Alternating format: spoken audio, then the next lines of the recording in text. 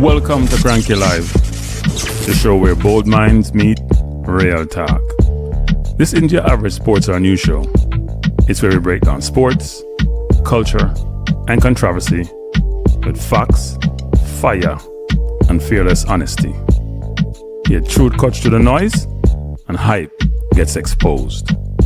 From football to track and field, from world issues to local debates, we ask the tough questions, speak without fear, and go deeper than the headlines. We don't follow the crowd, we set the trend.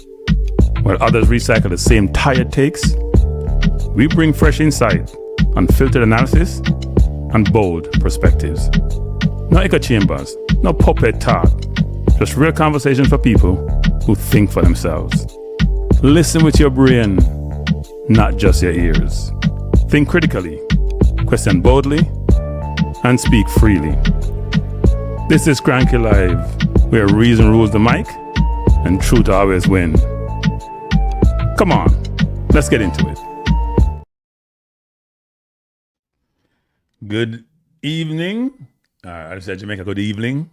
Good evening. Good evening, everyone. Good evening. How you doing? Bless up, Sylvester. Mr. Drew Ross, how you doing, Drew? Drew Fortis. No, Fortis run the place. Did you guys go to Premier League today? I had tickets to go to Premier League. I didn't go because the weather. Rain thing. One Love, come early. Bless up, One Love. How you doing? We have enough to talk about today.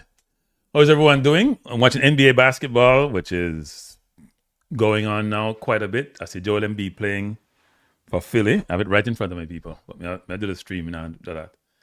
Embiid, I get full already. Going to be a long day for Boston today, I think. Embiid is back. The East is very, very tight. And I would say this, my Knicks beat up the Hawks yesterday after losing 2 games by 1 point and beating them by enough. And we have found an elixir. And I've always said this, people. The mark of a good coach is to be able to make adjustments during game and after games to counteract what the opponent is doing. And Mike Brown putting the big man at the top of the key, Towns at the top of the key, to then pull the defense out, free up Brunson, and let Brunson stop dribbling the people in ball. It's been awesome. Bless up, Markland. So, my Knicks doing well. Last weekend was a very good weekend. Reg Girls won the weekend before that. Reg Girls won, was happy. My Knicks had won. Then come to Arsenal the Sunday. Arsenal lose to City. Wasn't a good Sunday. Then the Knicks lose during the week. So come to this weekend. The Knicks win. I'm happy. And then Arsenal play yesterday. And we know that go. We'll talk about that a little bit. But the main gist of the conversation is not about that. We'll touch upon them first before we jump into the main conversation. Well, it's a warm-up. It's a warm-up segment. Right? Warm-up segment. Because the conversation is very important to talk about Jamaica football and where we're going. But my next win, and I'm very happy, and hopefully them can beat the Hawks tomorrow in the Garden and then take care of them in the yard. So we can go the next round, go play either Boston or Philly. Right now it look like Boston, but Philly reload between Edgecombe and Maxi and George and Embiid. Them have all-star 4 there. So we'll see how it go. And then I have Arsenal. Hey, Drew Ross, I'm going to come here and say nothing, Drew Ross, because anytime we lose, I'm here from money now. You 4-3-3, all the Man U fan them. Anytime we lose, hear from enough. And they can't stop. Bless up Bunny. Ruggs can't stop. But no, I'm not here from them. Because we win yesterday. And the fact of the matter is, even though we haven't been playing well, and our offense is anemic, we still have a very good defense. I'm going to tell that goal that Eze scored yesterday, a world-class goal. That's what I said. Eze will play the 10. Eze has scored the most goals from outside the box in the Premier League since 2022. I'm a midfielder, people. Jamaica did not play like Eze. So Jamaica like a midfielder who can score and a midfielder who can be creative. And I'm saying this to people. And I Jamaica coach them. If you can't coach a good midfielder or produce good midfielder, I'm not rate you as no coach. I'm not rate you. Can't rate you. So Arsenal play Wednesday, and I'll be doing a telecast on that game. I'll be doing a watch along for Arsenal versus Atletico Madrid, because I'm encouraged by our performance against Newcastle, who always give us trouble. but I'm also discouraged by our performance. That seems contradictory, right? I'm encouraged that we won. We didn't give up a goal, even though I think Wissa should have scored. I'm encouraged by our defense. I'm very discouraged by our offense. Lord, it bad. And Eze went down and Havertz went down. And even though Eze say it's precaution, I don't think so. He's been having a calf problem, so I don't know. I'm a calf problem. So Timber down, Havertz down, Eze down. And I've been arguing with a coach friend of mine, arguing with him all year. I say, Goalkeeper is not good. Because I no talent. He said, no, me not talk about. Goalkeepers out do this and do that. I'm have 18 goals this season, 12 in the Premier League. Man can't pass a ball. Man can't run the channel. Man can't hold a ball. Man can't beat a man. Waste people. Waste people. That's why pedigree matter, you know. He's a championship forward to go Portugal, go score enough goal. Him not have the ability to be a forward with certain skill set that's needed to function at the highest level. He just doesn't. And it's very obvious. But there's not enough time to beat Goalkeepers. But I'm not happy with Goalkeepers at all. We have to go back in the market. Get Alvarez from Atletico Madrid next year. 120 million. Kranky, save up the money so we can buy him next year. Maverick, boy, you want to waste people. Lord have mercy about Jesus. I thought Trossard and Martin were playing bad, but Maverick supposed to replace Saka. Saka come back, but Saka has not been informed either. The entire front line just is a mess. Total mess. But anyway, it's a score again, so that's a good thing. Another thing I want to touch upon is Bunny Shaw. I saw where somebody sent me something yesterday. I went to the paper, I said Bunny got offered 1 million. 1 second, people. 1 second. £1 million by Chelsea. And she decided to stay at Man City. Man City have more money than Chelsea, so I don't know what Man City offer. But at the end of the day, Bunny Shaw is the most disrespected. I shouldn't use the word disrespected. Here's another word. The one that received the least amount of respect and appreciation than any other Jamaican athlete was achieved what she has achieved. There's no comparison. The fact that they haven't changed the requirements and criteria for Women Sports Athlete of the Year, I make it about track and field, is ridiculous in Jamaica. Jamaica produces a football program. Jamaica producer locally a footballer who was on a Ballon d'Or nominee, who has scored almost 100 goals in 100 games, who do things where she'll only be appreciated after her game is she done play. Who people afraid to play against. And at the end of the day, in Jamaica, she's not being celebrated and treated like the heroine she is when it comes to the sport. But then we talk about look baller. I hear a man talk about look baller when I get some national team and how them this the baller, this and them do that. And you say to yourself, but the baller don't play for nobody. Baller not even one team, not even a mixed squad. And I talk them with them. It's ridiculous. Bless up Tuffy Rudy, bless up DC. I mean, it don't make no sense to me, people. It don't make no sense. Bunny Shaw should better get, I won't call it 90, but whatever Jamaica equivalent is, supposed to get them thing there. People say maybe your attitude. No, it's not attitude, man. No people have attitude. Everybody have attitude. Who have worse attitude? May I say worse, boy, I'm English, I get bad. Who have more worse attitude than one of the big baller player in England? I don't call no name. Who have worse attitude than that? Please. Bunny attitude, nothing. Bunny produce on the field. When you can't have attitude when you are producing people. That's what life's there now. The man who have the biggest attitude are the one who will produce. Because they can afford to have the attitude. You have something to talk about. But if you get her due, and JFF, no give her due either. No give her due. Bunny Shaw is the GOAT of Jamaica football. Well, some people like to do the comparison between the two, but in terms of equivalency across the sport, she's the GOAT of Jamaica football. By a good distance, not even close. Not even close. Bunny Shaw is equivalent to Haaland and people in the Premier League, in terms of forward. And she better than Haaland too, because she have a more rounded game than Haaland. And she has scored as much goal. Bless up Ricardo. So Bunny, if you get her deal, man. Yeah, she will be more better appreciated. It's disrespect, especially since the reggae girls been to 2 World Cup. And that's the main reason. Especially since she produces more often than not.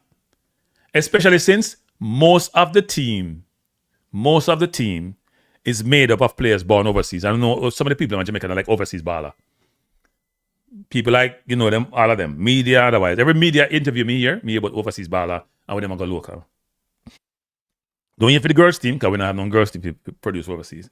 We're not on boys team, we're not on men's team produce overseas either, but produce locally, but them feels that we do. Because enough of them one mind, we do, and they don't understand the football. I mean, I said, JF is a bunch of elderly men like this Republican. I don't want the times and I don't see women. Yeah, the JFF is we'll talk about the JFF enough tonight. That's mainly the JFF conversation and some things around that. But I think Bunny should get her due, people. It's unfair that Bunny don't get her due. Seriously. And so me I start advocate for Bunny. Whatever distinction we give to Jamaica, you call it out of distinction, or whatever accolades we give out, she will get her accolades, she will get her due. It's deserved. And you shouldn't be giving people them due after them done play. Appreciate them while they're playing. That's the best time to appreciate them. Now, we've been having a lot of conversation lately. So let's transition to the main topic. So we're not spend too much time on the old topic. A lot of conversations lately in different forums about Jamaica's failure to qualify for the 2026 World Cup. Hey people, I know it's still not registering people. Me not tell them. You know what they register? When World Cup start. Because all of we don't think so. We don't think that's soup, because we're not that arrogant, but we thought the possibility and probability of qualifying was so good that we feel comfortable. We believe that it was impossible, almost impossible for not qualifying.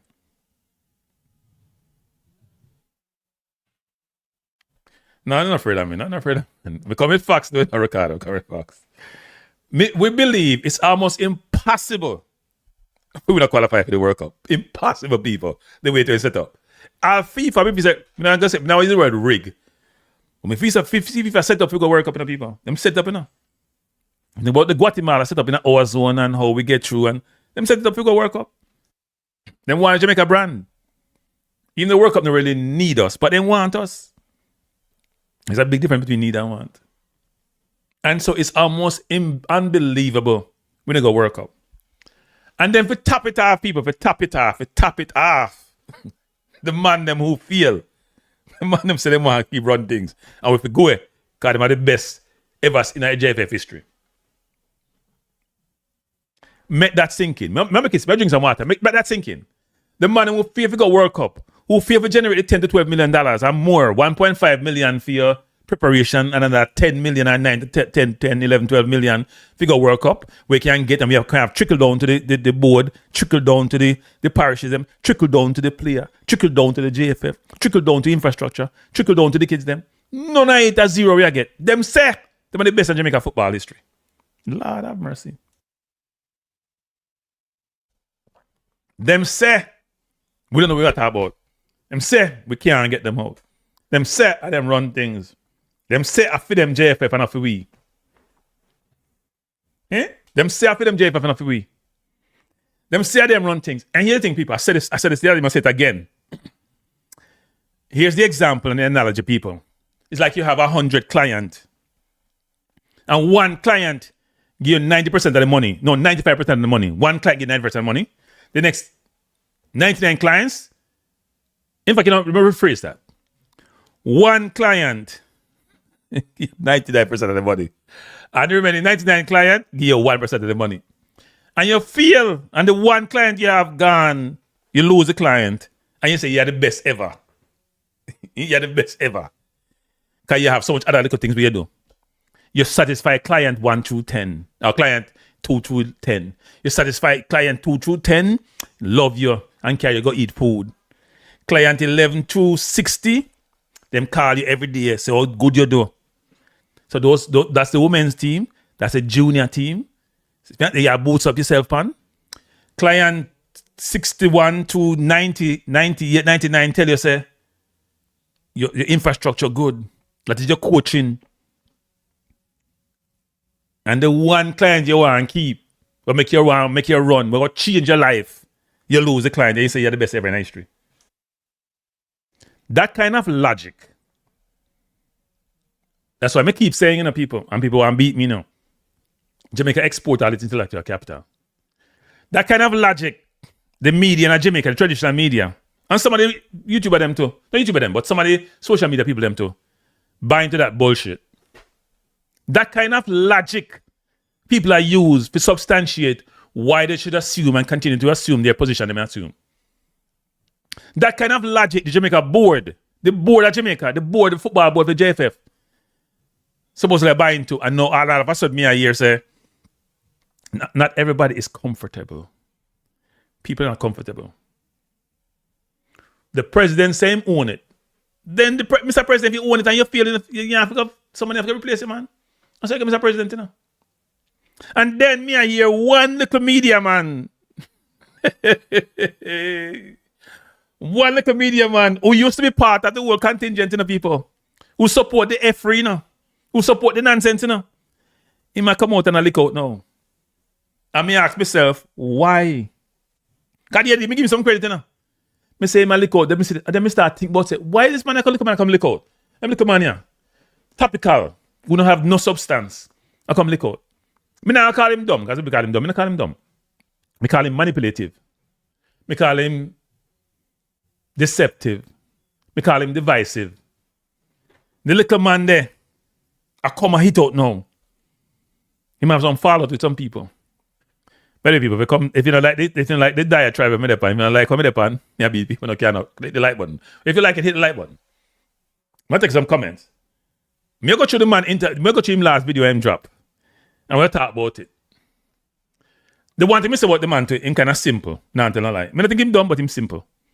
The strategic thought that you need for the role that he plays in Jamaica is not there. It's elusive. To escape him can't see it. He don't have the vision. He don't have the vision. But we'll talk about that. Take some comment and we'll come to it. Bless up, Chris. Yes, I heard about that, Chris. He's not a Coventry. He's not a Coventry, man. You missed it up, Chris. No Coventry, man.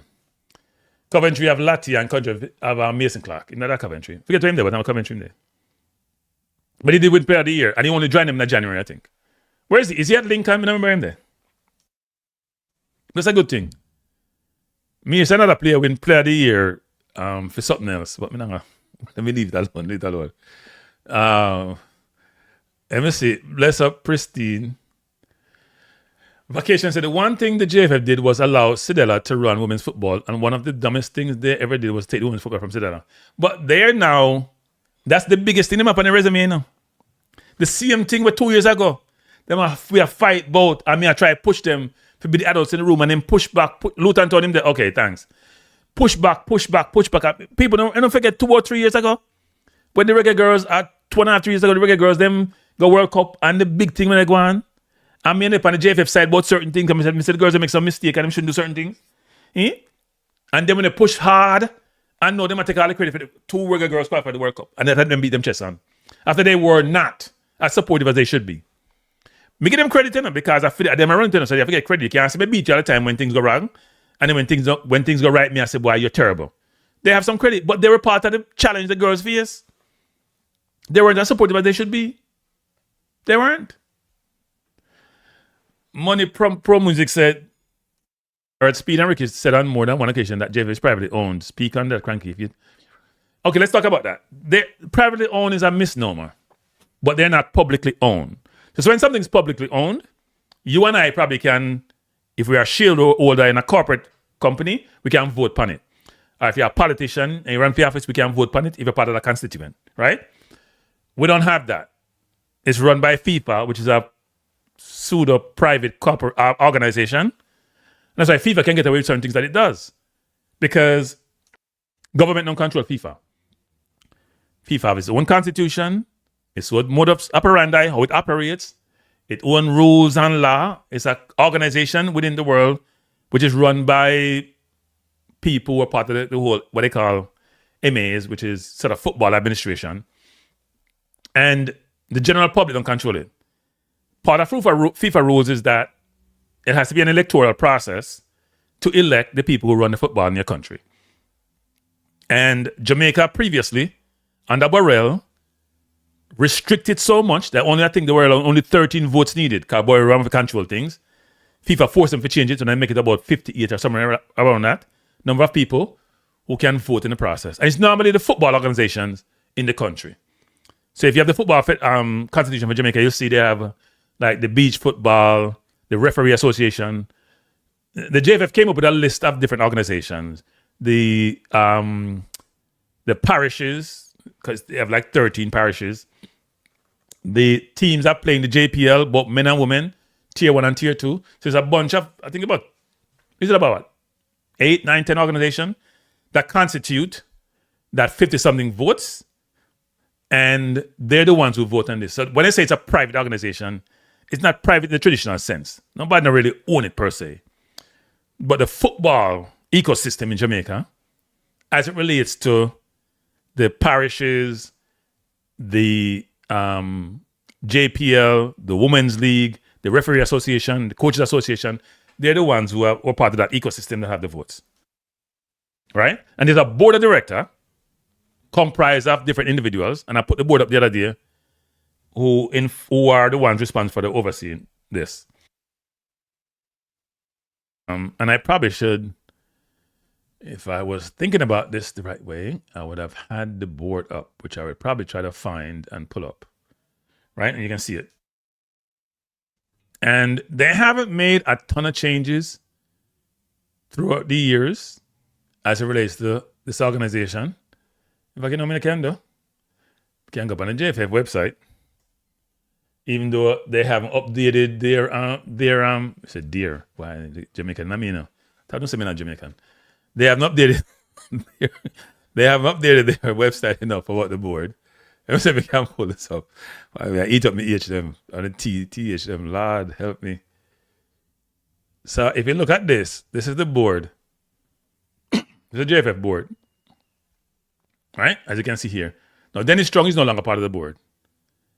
So they should have removed him.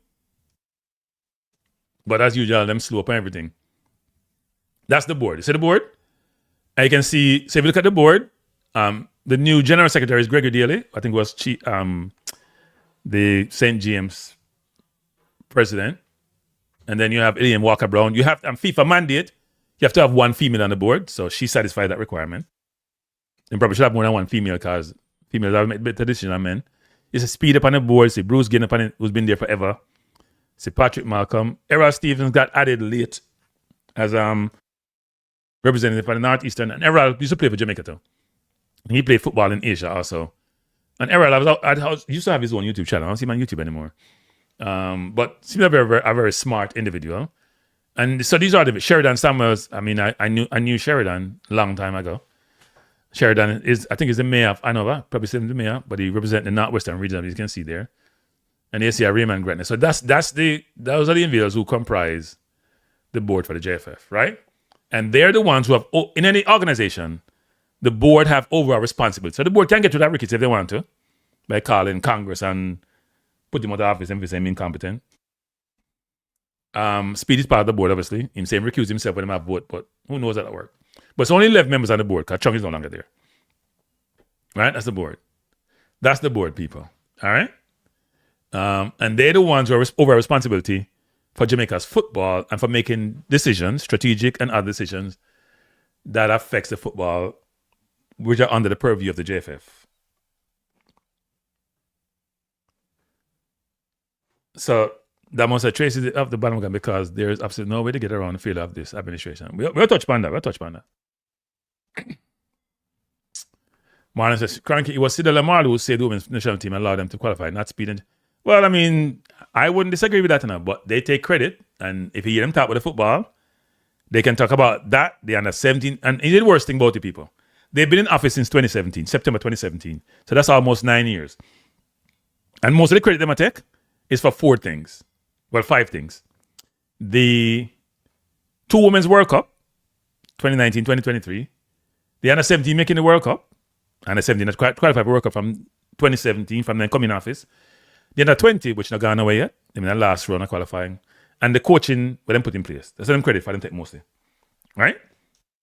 And you can and I broke down each of them the other day and show you in a chart that the credit that they're taking is not as good as they make it out to be. It just isn't. They are putting up certain things where them say them do and them achieve and how great they are. And when you really challenge it and break it down, it's not what it's made out to be. It just isn't. Which makes it very, very interesting. And they can continue to take the credit. That's their prerogative. And they should, where the credit is deserved. But there are some instances, which I don't think the credit is deserved, where they're pushing it as if it's the best thing ever. The best thing ever. I don't think that should be the case. But, I feel them think that. So, I want to pull up something.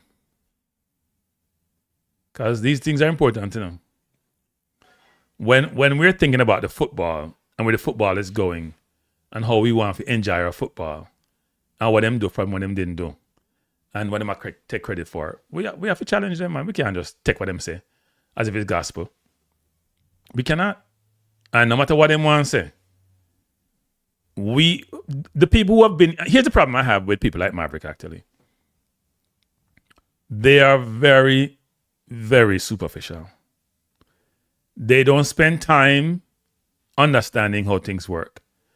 They don't spend time understanding the reggae boys, what's transpiring, all of that. They spend a lot of time doing quick videos.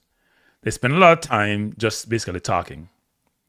And because they don't invest, right? Because they don't invest in the footballers they should, then it shows up a lot of times. I have put the wrong thing. Remember this. It shows up a lot of times in what they say, how they say it, and how those things work. So look at this. I want to address the question. You see what I put up here? I list through all the things. I walked through this the other day. I'm going to touch upon it quickly. All the things the other day that you're supposed to be informed how successful they have been. The first one was about FIFA ranking, right? We went from 59 to 70, 71. CONCACAF ranking, we're behind Honduras now. Gold Cup, you know what happened the last Gold Cup. Even though the one before that, we got quarterfinals or semifinals, you know what happened the last Gold Cup. Nations League, you know what last Nation League. Copa, we're not going to challenge them on Copa, but they're not already successful at Copa. 2 Women's FIFA World Cup, yes. Under 17 more recently, yes. But for the women's, under 17, under 20, they're not to talk about. Under 20 men's, they're not to talk about. So we look at if you look at this here, which is about 1, 2, 3, 4, 5, 6, 7, 8, 9, 10, 11, 12, 13, about 13 or 14 categories here. Only 3 or 4 of them can say, boy, I don't do well now. So is that a pass mark? Especially when the biggest one you feel. And then secondly, when it comes to some other things. So the president will talk about 2 more things. The coaching that they're doing and how the coaching is great. And they have 700 how much D coach, which I don't score, well, I call it Dunce license, but development license, me call it. Speed call it Canal League. And then have coach who can coach people now. So they have A license coach and they can coach people up to B level. That's good. And they should be commended on that because it's a good direction to make. But it doesn't mean that you're the best in CONCACAF. Are you better than Mexico, or US, or Canada, or even Trinidad is who you learn from. Right? That's important. And then the next thing he talked about, which I think is very, very important, and they should be commended for, but part of it is about time, is that when he took office, there were $400 million in debt, right? The JFF. He didn't say where they are today. I found very interesting. But if you divide 400 million by 155, it's about over $2.5 million. It's called $2.6 million at today's currency rate. That's a lot of money, people. A lot of that probably related to Schaefer. Kind of them fire Schaefer and then fire Schaefer smartly. That's why JFF always free to fire people nowadays in the car. They don't want to pay them off and then fire them. But at the end of the day, they should be commended for the financial, in talk about tax compliance certificate. Nobody don't understand what that means and they don't really care. They have reduced the debt significantly. They have big sponsorship from FIFA, even though they accept FIFA, not FIFA, but from Adidas. Even though they're saying Adidas has a confidential clause, but them can't talk about what Adidas have paid them. I didn't understand that. Right? Because I was told before the Gold Cup that they had to do well in the Gold Cup to generate some income, which they didn't, which put them in a very difficult situation. Right? Very difficult situation.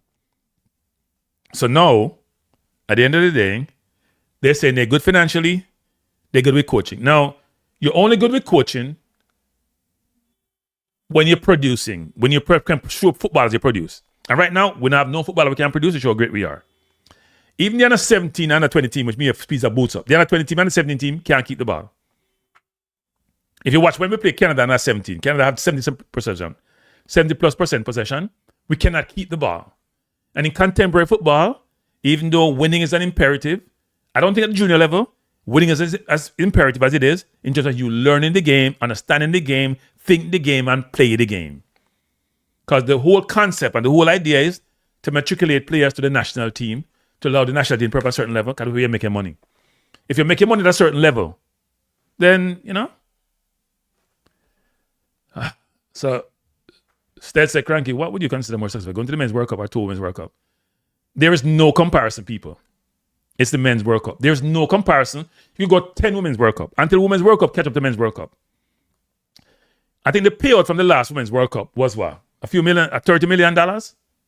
In total, I think it was a payout. Give me that around.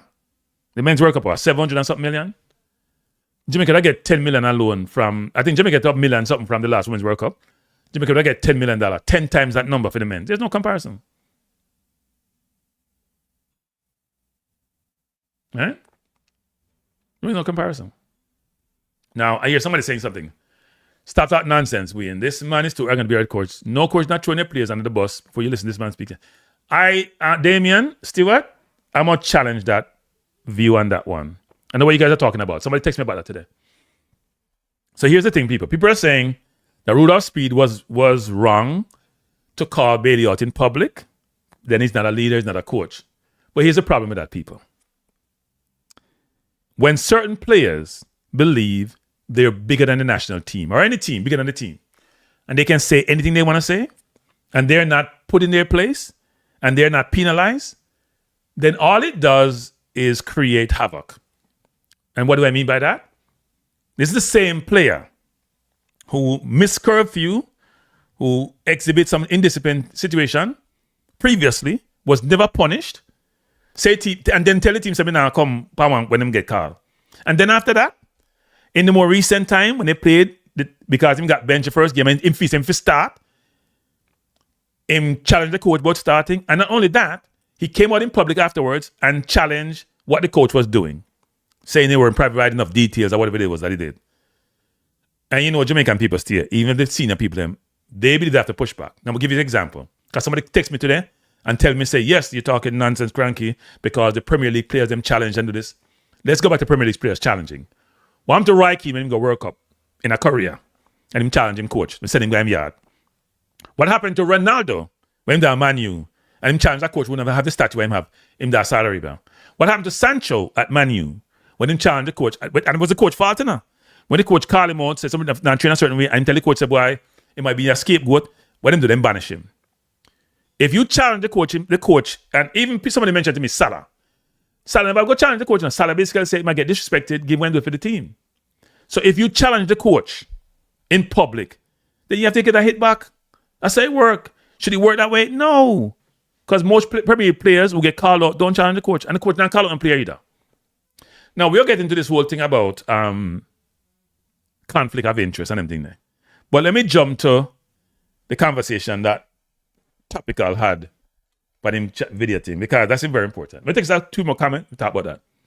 But we have to be fair people. I mean, like to be trying to be fair now. Some people give me some hard time, say me I support certain people. No, but me support fairness.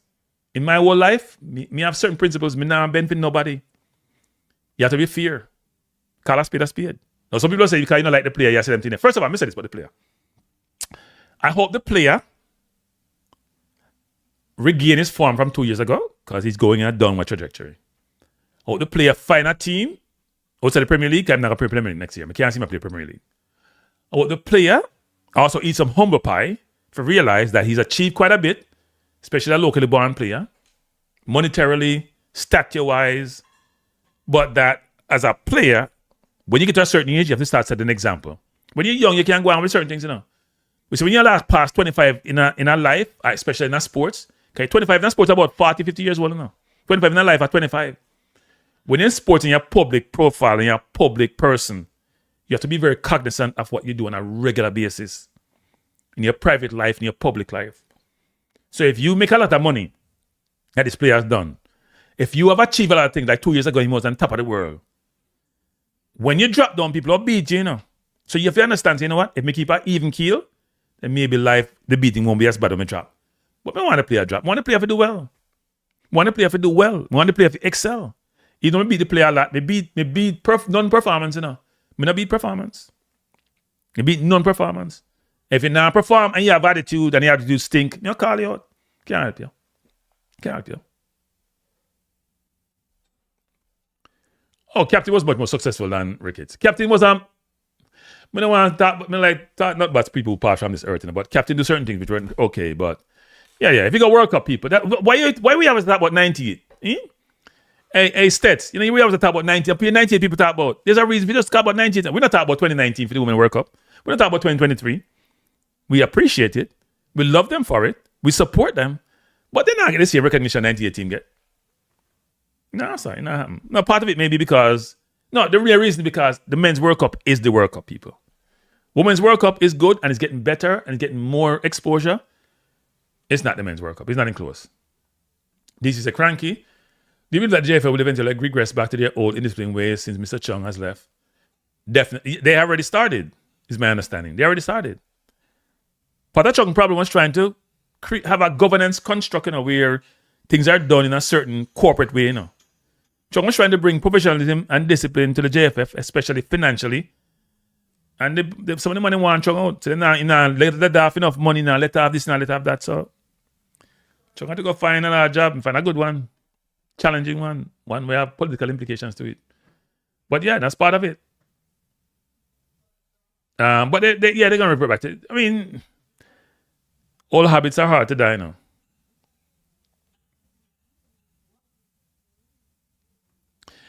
Yes, I think we do need... Look, let's touch upon that a little bit, people. I'm not going in an interview yet, not an interview, but the video, I'm going to the video. But we'll talk about some things first.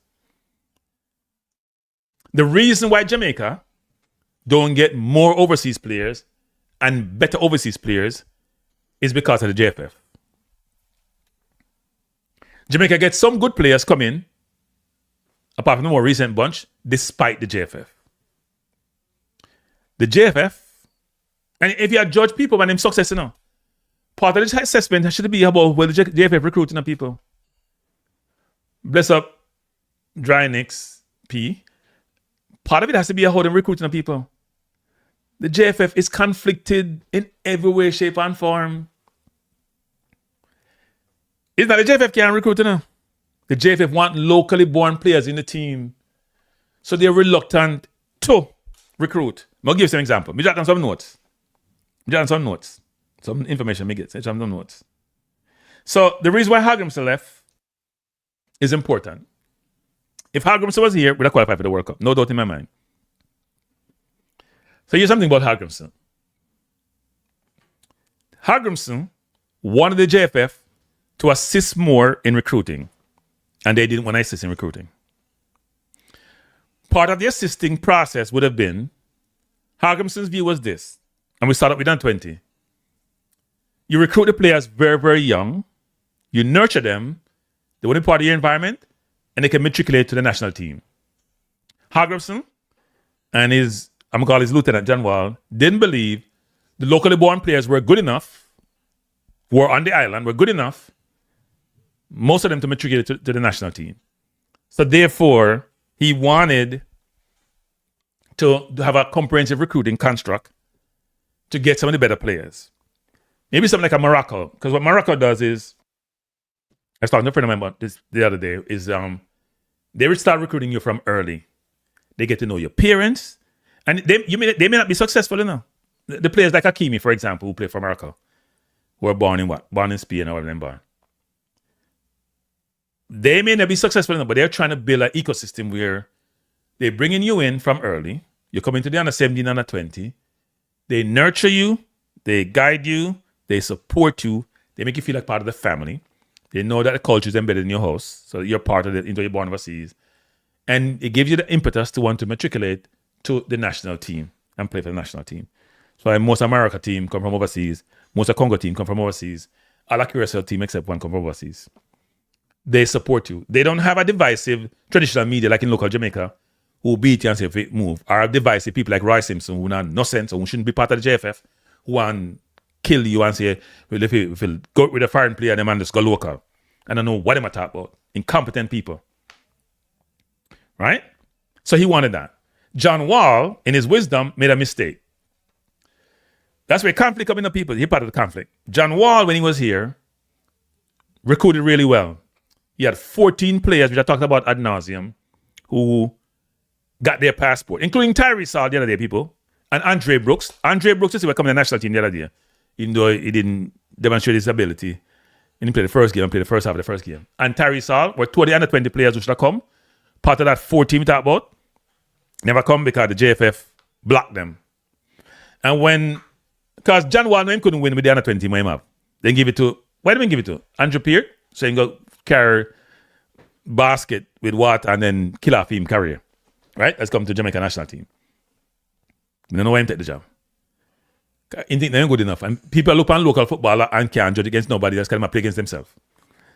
So they want to then take those under 14 players, play for the under 20, do really well, and those players would then matriculate to the national team if they're good enough. Right? That never happened. Hagrimson wanted to leave a legacy in Jamaica. Because Hagrimson, as Speid said the other day, he lived in Jamaica for a while, but he never liked Jamaica. He never liked live in Jamaica. It happens sometimes to people, you go to a foreign country, you just, fit you. We think that we are the best country in the world, and we have sunshine and rain, and we have best fish. Some people don't like how for we country, like for them country. Right? Just like people move to America, they want to live in Jamaica, but them come to America because they want to do better. That's look for a job at Jamaica, work out. But Hagrimson wanted to leave a legacy. He wanted Jamaica to have a sustainable program whereby, we have a conveyor belt of talent. Save the talent, and what he wanted to do was help the local talent to develop, but realize that the talent wasn't on the island. And his philosophy was this. Since Jamaica don't have the technical players that they need to have, he must play transition football, or some people call it counter-attacking football, even though they're not one and the same. So what he wanted to do was make us impregnable defensively, meaning you can't penetrate with. And when we get the ball, we're going to hit you on the counter. Him do it in the US game when we played US 2 years ago where Cephas played center forward, where Cephas played center forward in the second half of the game. Me, if somebody, I say Cephas never played center forward in life yet, like yeah, tell. Go watch a game, in the other game. Me and Minji in the other game. If I can get a chance, I play center forward. Shall put with that game there. Right? So he wanted to play. In figure said technically we're not there. Even though we had a number of English players in the team, he didn't believe all the players had the requisite what he needed. So he wanted to play counter-attacking football. And that's part of it how he thinks that he make him the defensive coach. Right? But he wanted to leave a legacy. So the whole but John Wall's affiliation with Toxic Boss was a problem for the JFF. And for him, John Wall didn't realize that. John Wall make Toxic Boss want to run the program. And JFF wasn't having that. So in essence, that created a rift. But the bigger rift was John Wall wanted to bring in 14 overseas born players because he said the local players are good enough. JFF wasn't having it. Because Hagrimson wasn't considering just one World Cup, people. Hagrimson wanted Jamaica to qualify for multiple World Cup. So he was very focused on having a conveyor belt of talent. The recruiting process to be holistic. You bring in some of the better players, you challenge England for talent. You bring them in, you embed them, they want to play for Jamaica, and you have the conveyor belt there. Until the local program can catch up. And Hagrimson wasn't happy with Jamaica infrastructure because when we interviewed when he tried first time he come, he talked about the golf course, them immaculate, and then you go look on the football field and them are dirt. He never understand the concept there. Most of you say Europe in there. The football is life. So he wanted that. Right? He wanted to leave a legacy. So he wanted the under 20 players them who would then dominate, and then you know what? They'll go to the national, they'll be matriculated upwards, and we have a sustainable program. And one thing he wanted was JFF to work with Pika to make the process seamless for players to be naturalized. It's amazing to me now that when Rudolph come in, me very familiar with the process when I go on. Rudolph have no problem get player naturalized. A 3 player, about 4 players, a 5 with. A 4 players, Rudolph naturalizing the people. In no time in the people. You know, Rudolph take over in a December, and him getting 4 players, one of them never come. I mean, a bunch of players who not come. I don't care with the people. If you come to Jamaica, I'm going to tell you, say you want to get naturalized for player, and you not come, me I burn you out. Me not care. 2 of them do it so far. Greenwood and Cameron Archer. Now, me can understand Cameron Archer a little bit, but even then, me not give no leeway. If we call you and you say you want to come and we don't say a quality player and you don't come, me I burn you out. Because you use we don't unite. We don't play this game where you want up on the fence. Like some look at man, people of offense and say, boy, England, me have a papers, so if you don't call me, know things like that. No, we not anything that people. We not anything that. If you are, we not mind you go play for England if you want to play for England, you're born there, we have no problem with that. If you're born in the UK and you're not playing for the UK, not UK, but if you're born for England, because UK are more than one country. If you're born in England, you want to play for England, that's your prerogative. That's where you're born. That's where you grew up. That's where you learn your football trade. Nothing wrong with that. If you come tell we say, giving you heritage, you want to play for we, and we go through the paperwork and go contact FIFA and get the people to come, we are burn you out. We not care. We don't have no empathy, no sympathy. And let's come up with a reason, which is such a reason where, you know what, it can't be refuted. A different story that. If you come with a nonsense about you want papers, we're going to look for the papers, then we all excited, say we'll give it a new player, and you come in, we are burn you out. So, Mason Greenwood, you don't have to come. Stay where you are. Stay where you are, no come. Even though we know Mason have some other challenges we hear about and maybe family situation and this. Mason, you're a grown ass man. Make your own decision. Cameron Archer, we are burn you out, my youth. Sorry. I hear that thing you're going with. If you tell Rudolph you now come, that's a different story. You get the papers, them, you have to come. Make Rudolph tell you now come, kind of pick you. Hear that thing you're going with. But anyway, having said that, people, JFF wasn't working with Pika during Hagram's time, or even as much in McLaren time bringing people. Because if you say local players, them good enough, and they're not good enough. So let's go to this interview. This is this video where Maverick dropped the other day. Where all of a sudden, now Hutchins is a different case. Hutchins come in if I like it, same leave. Me fine with Hutchins. Me not gonna burn out Hutchins. Hutchins had some issues with Jamaica.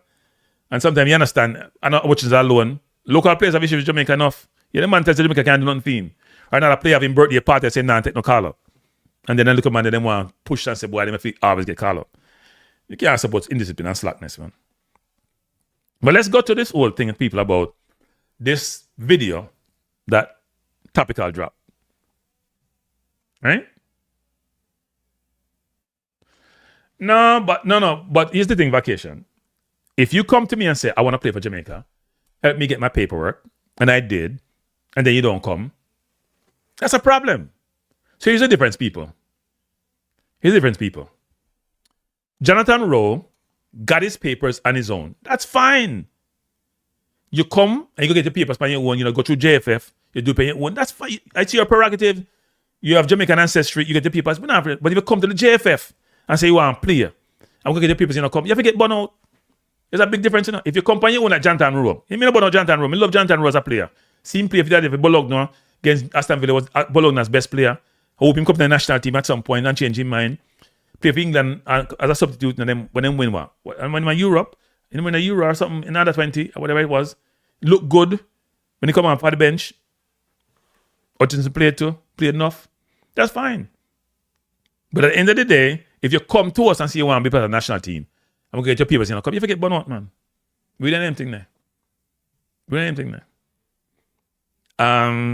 But let's listen to this interview. This video. I'm going to react to it. Reaction me I do to the video. I think it's important. The person that talk, the man love talk. Him name, I don't know him. We call him Topical because there's not a lot of substance there. Even though I don't think he's not an idiot. I'm going to call him an idiot. That's not true. He's simple in some ways, in certain sports. He believes he knows more than he knows. He's very loquacious, very verbose, talk enough, as they say in Jamaica. And we'll listen to him and then we'll critique it because it needs criticism. And the question me, so the video is Maverick saying him can't support the JFF no longer, right? Now, this is a person who has been, people, a long time we are called out JFF now. A long time we call out JFF. A long time we call out things that we're doing now.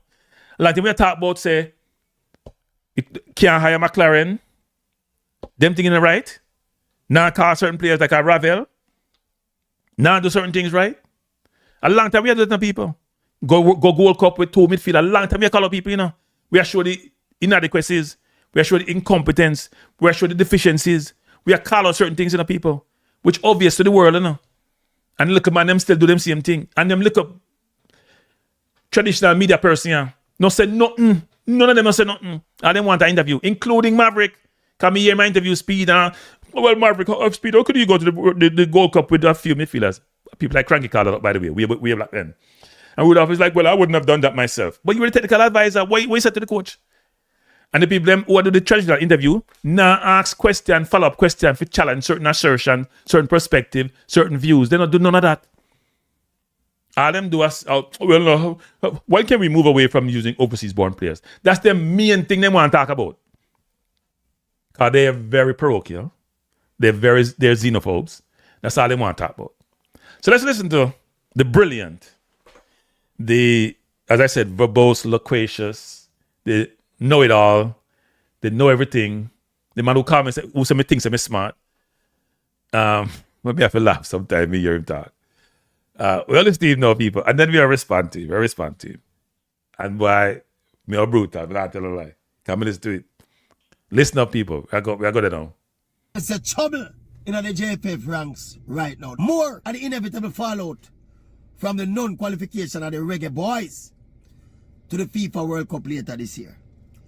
Context again, this is the easiest ever passage to a World Cup appearance that the Jamaican national senior men's football team has ever seen and will ever see. And when you touch that kind of opportunity, me don't know how some of the man in the JFF then figure say, there'll be no pushback and there'll be no consequences and there'll be no unease in the fraternity. It will not just be business as usual. Well, right now, we have an assignment that come up in England named the Unity Cup. We have India, Nigeria, Zimbabwe, and Jamaica. Remember we played that something last year? So you're a topical, say? He doesn't understand how these people believe there's no pushback. Right? Who in traditional media push back at Jamaica? Who in traditional media is pushing back in Jamaica? Apart from him little thing my drop nowadays. Name me somebody in the traditional media, whether IRA FM or KLAS or Power 90 or 95 FM. Name me the one that want push back. Tell me what they want push back now. You say people, them you can believe there's no pushback. Where them a push back? Me want to know them a push back. Cause you know much beat me, you know much beat back from, from when me wait people. From before the last run of World Cup, me I can't say now. Even some people used to know know really well now. I push narrative weapons when I can't say in a JFF now. Some people know in a JFF, me used to know them really well. Say Kranky a cancer. Him a problem. And him a part of the problem. I criticize we. And I know me and them little man you know, I run off them mouth say, we expect things to be the same. You don't believe them thing there? But we keep going. Yeah, the Unity Cup up at the Charlton Athletic Stadium in England, where we have two games. We have a semi-final, and if we win, we get to the final. If not, we're going to play third place. And that is taking place at the end of next month. And right now, the JFF don't appoint a coach for the national senior men's team yet. I want to see what I want. You must hear what I want. Trouble there. Because JFF President Mike Ricketts did come out after the non-qualification, and more than imply, he basically say, yeah, a Speed and Coley are going to take the team forward. He might express him intentions. Say, all right, there's it a go there. Local coach and a Speed and Coley. And it was supposed to be ratified by the board at that board meeting Sunday gone, which was the 19th of April. Well, in a year we're going from now. Say the board meeting don't even keep.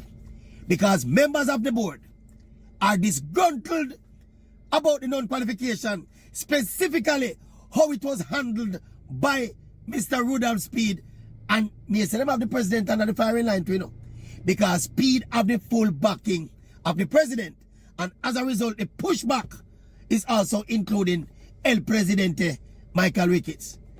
So this supposedly rubber stamp when it will take place at Speed may say get derailed at least for the time being. Because some of the board members that say no, we shall have none of it.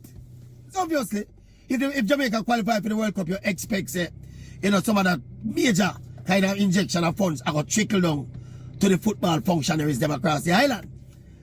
But we understand that people disgruntled and the people blame us right now a Speed why we not qualify. Because a Speed decision them, a Speed hire Steve McLaren when them never want hire Steve McLaren.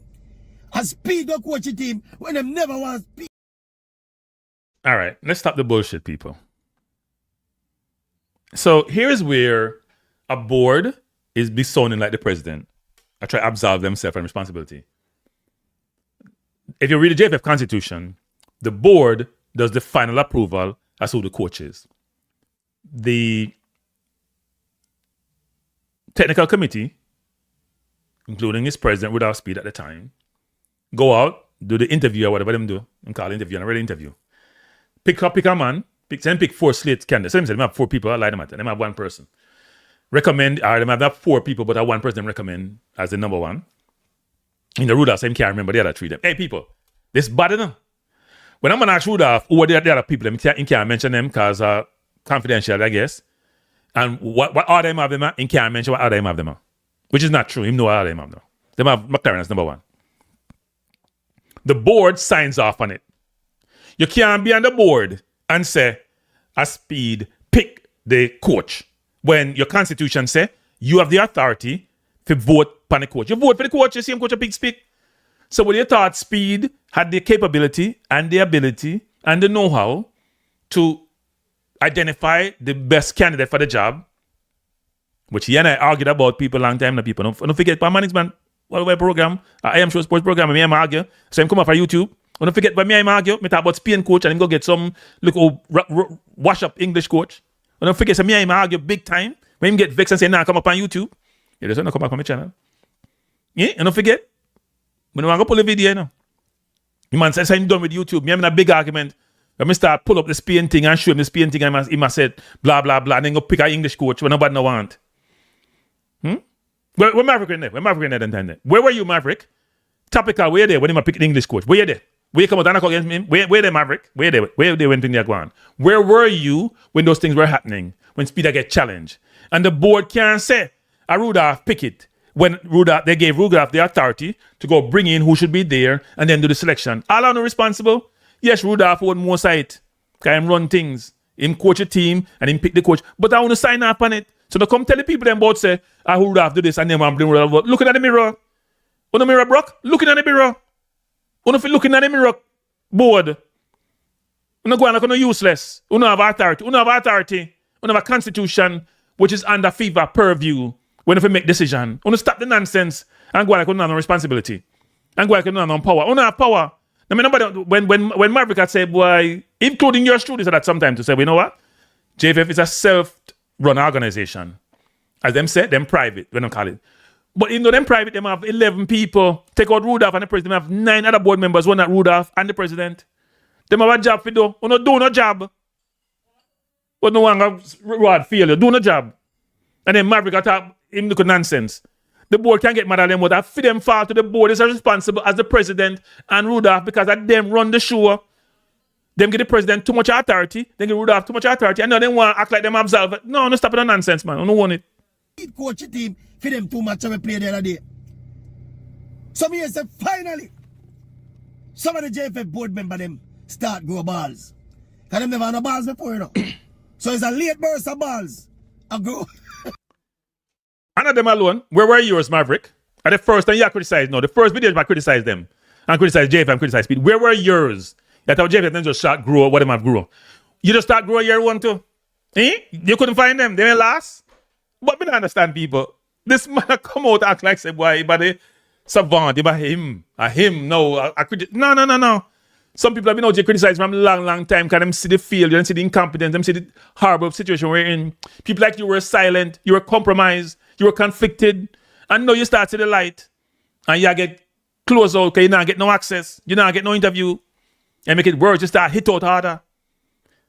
What for your thing them? What you call them? Balls? What? A golf ball or a basketball? What kind of balls you have about Maverick? What for them there? You couldn't find them. A golf ball, must golf ball you have, Maverick. Must golf ball you have.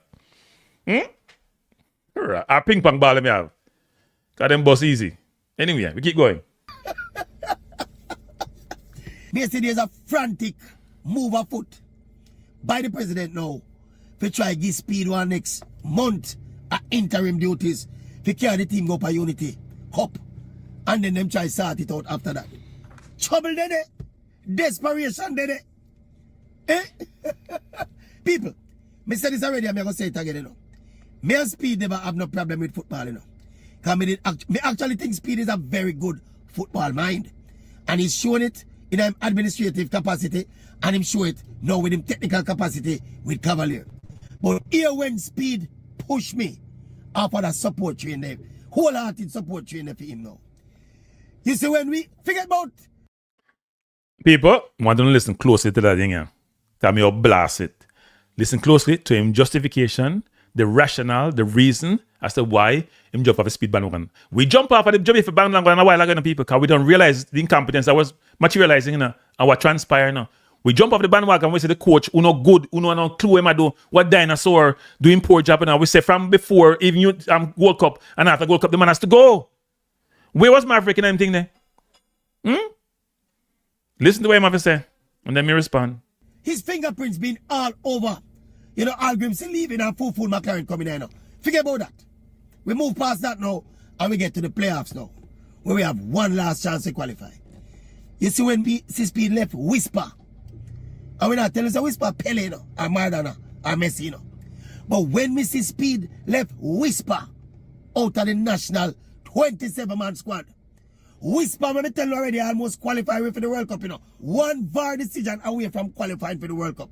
And Speed are going to look at me and the rest of the football public and tell we say, this little youth is arguably our brightest young prospect in the football cannot make fit him 27-man squad. But he can go back to a man named Jamal Lowe when he play for Jamaica from how long? And when he play for Jamaica, he don't do nothing. And he can go for Norman Campbell when he play for Jamaica from how long? Totally no distinguished career as a national player neither. And then for add insult to injury, Speed go for 2 local baseballer. Carry them go over the playoff and then them put on, them them suit up. And left Whisper Jamaica. Because Whisper was in Jamaica when the team did go away. They don't just Speed lose me, man. Because that, importantly, prove to me now, say, selecting my national team was now not all about football. Because you could never have left out Whisper out of Jamaica national 27-man squad for football reasons. So let me address that, people. It's very important. Where do I start? So Maverick says what got to him in this whole process is the coach leaving out Whisper. Whisper is not Pele, but him leave out Whisper and him bring in Jamal Lowe and him bring in Norman Campbell and him bring in 2 people from local squad. I had to listen to it like 3 times to really digest what I'm saying now. How can you be that simple? Or you're disingenuous. Some other words come to mind, but I don't want to say them on national YouTube. Or you're very simple. Anybody in their right mind, people, thinking about Jamaica's football, the reason you jump off the bandwagon is because Whisper don't get selected. Whisper wouldn't play a full half in any World Cup qualifiers. Whisper who scored 1 goal against Bermuda, me and you can't score against.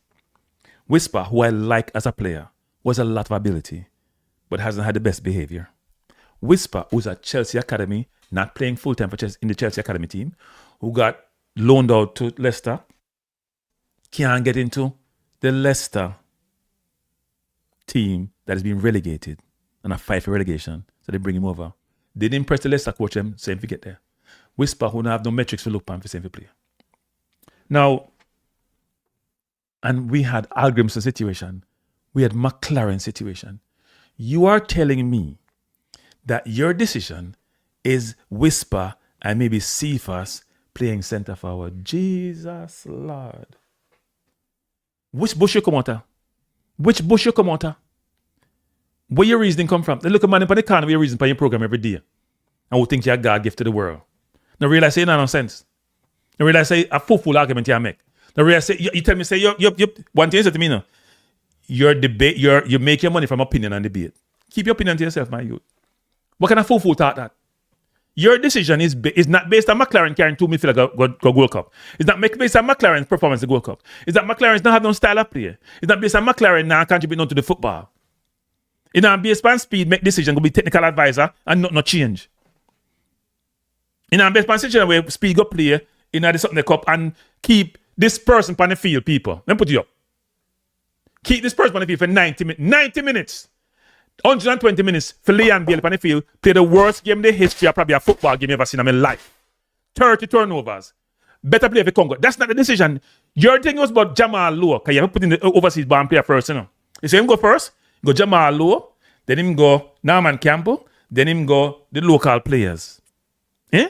Him go Jamal Lowe first, can beat the overseas born player. Jamal Lowe play football on a regular basis. When the QPR or Sheffield, when there. He play football on a regular basis. He did perform well? No. But there are players who play for Jamaica before and get called back.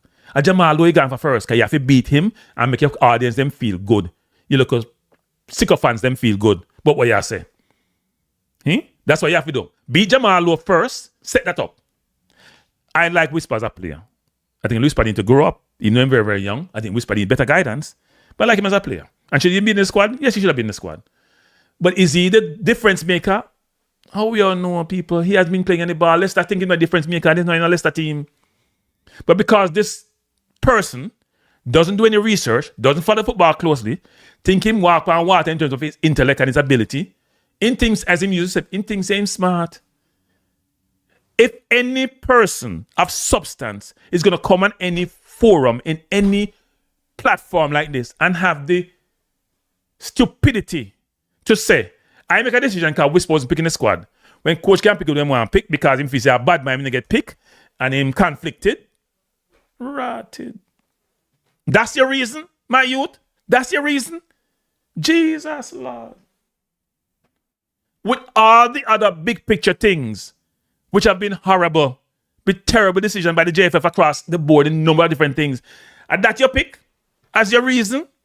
Because if you say the man now pick the thing objectively. By the way, I was told this, that Jamaica, I've been saying this for years, the national team have a soft quota. The junior teams have explicit quota, but it's not in the JFF constitution, but they've told us about it. Only 7 overseas-based players, born players, is allowed in the junior teams. And some of them, they don't have that much. When them going to go get them 15 love, they have about 1 or 2. They might have a few more now, but not in from England, mainly from the US. So they have explicit, they have implicit, not explicit quota for the men's team. I hear the soft quota is about 3 or 4, somewhere in that range.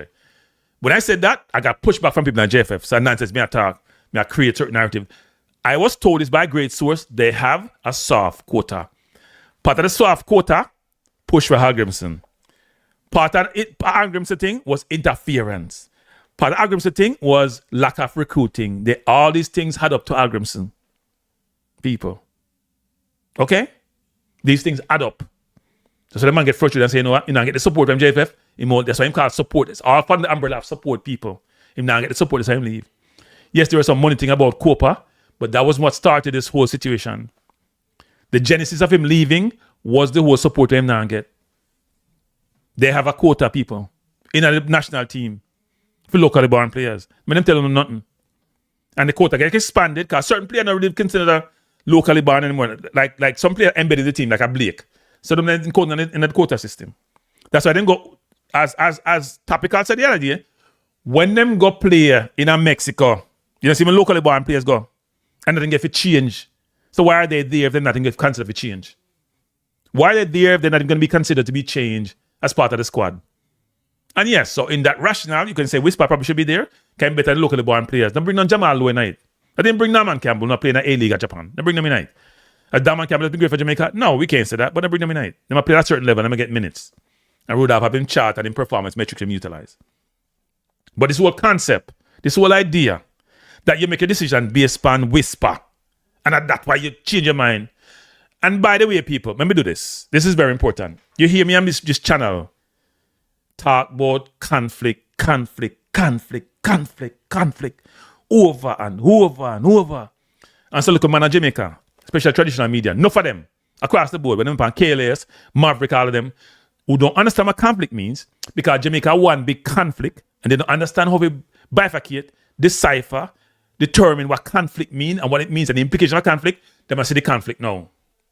So let's define conflict, people. See conflict? We define conflict. It's important. Right? Because some people just don't understand. It's very important, people. And it's also very frustrating. Very frustrating. Right? Very frustrating. So, conflict. A conflict of interest. This is important because we'll finish the video, but this is important. Because Rudolph is conflicted all over the place. Forget about him Cavalier thing, where him own Cavalier and a sporting director, I'm a coach, and then he was JFF board member, part of the finance committee, part of the head of the technical committee, and now I'm an interim coach. Right. He also has conflict. Not conflict in terms of the concept we want to fight you, but conflict in terms of the fact that he had problems with certain individuals who have influence in Jamaica football. So definition of a conflict of interest occurs when a decision maker, to put Rudolph's name there, personal relationships, interests, or biases could influence or appear to influence people. This word is important. Appear to influence. You know, have to do it now. Because most people in Jamaica feel like if an excuse, I mean, Maverick said this too. If you don't see where Rudolph has no conflict and do nothing for the conflict, appears to influence their professional judgment. That's why you don't put yourself in a conflict situation. Or you put what they call mitigants, things to reduce the conflict. Common red flags for conflict. Personal disputes with players or agents. Rudolph has that. Close relationship with key stakeholders. Rudolph has that. With himself, with Cavaliers. Lack of transparent selection decisions. Very important because you have a set national team, you're interim coach. And inconsistent communication, which we see around how you what we're doing, we set this up and make it relate to how you think about conflict people. Decisions that contradict, and you think about red flags. When player form and performance suggest selection, but decisions constantly go the other way. So what Maverick I try to say, in our layman's term, is that Rudolph is conflicted. He believes Rudolph conflict with toxic boss precludes him from objectively picking toxic boss-related individuals. Right? So when a player, so let's say Whisper perform well for the national team, not for him club team, and he'll get picked, it's a question. Or when players are consistently selected or overlooked regardless of performance trends.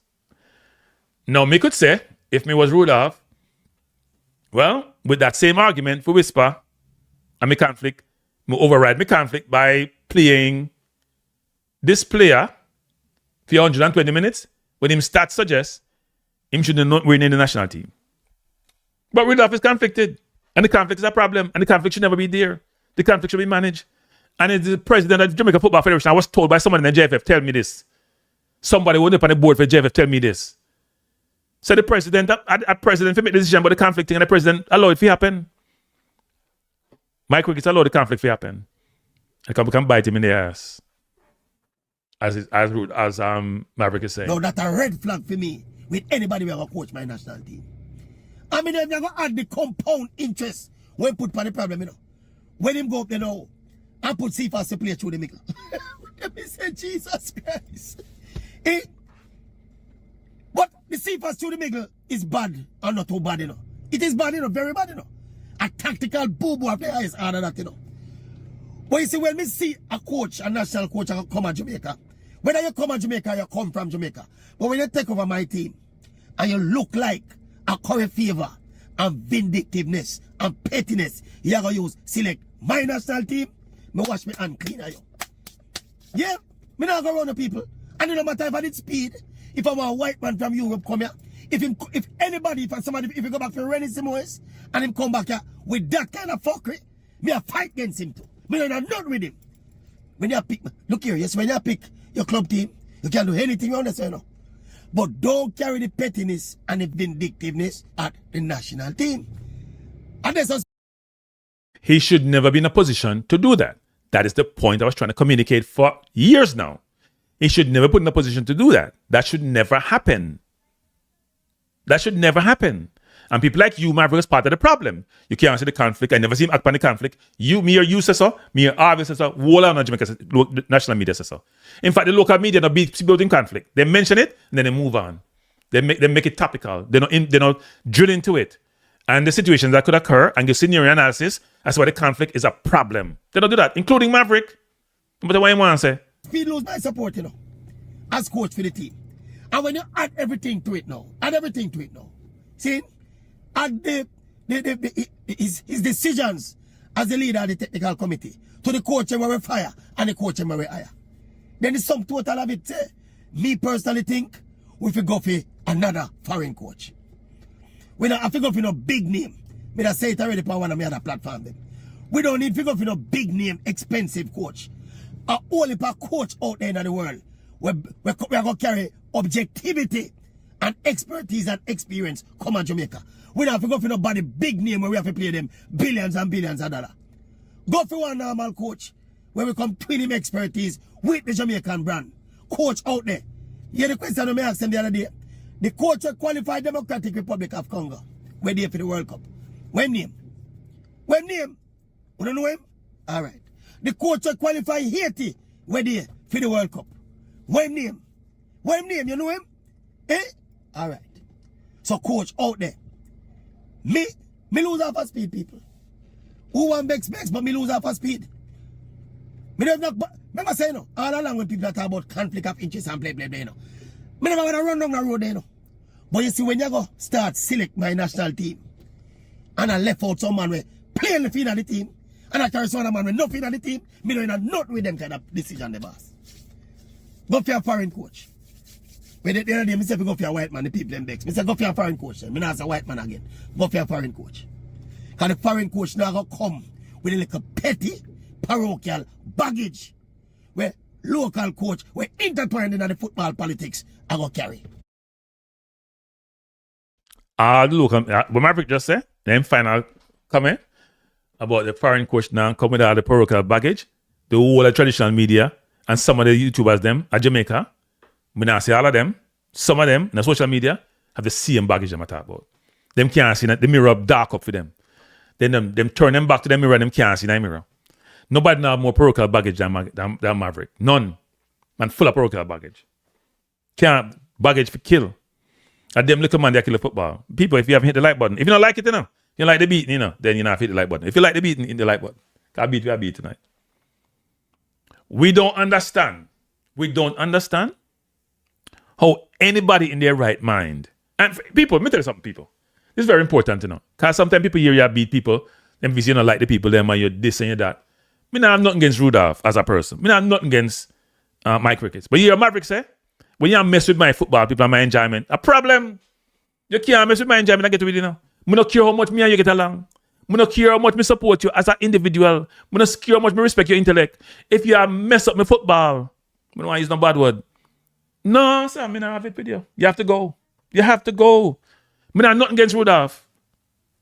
Me talk, if me see Rudolph tomorrow, me have a conversation with him about anything.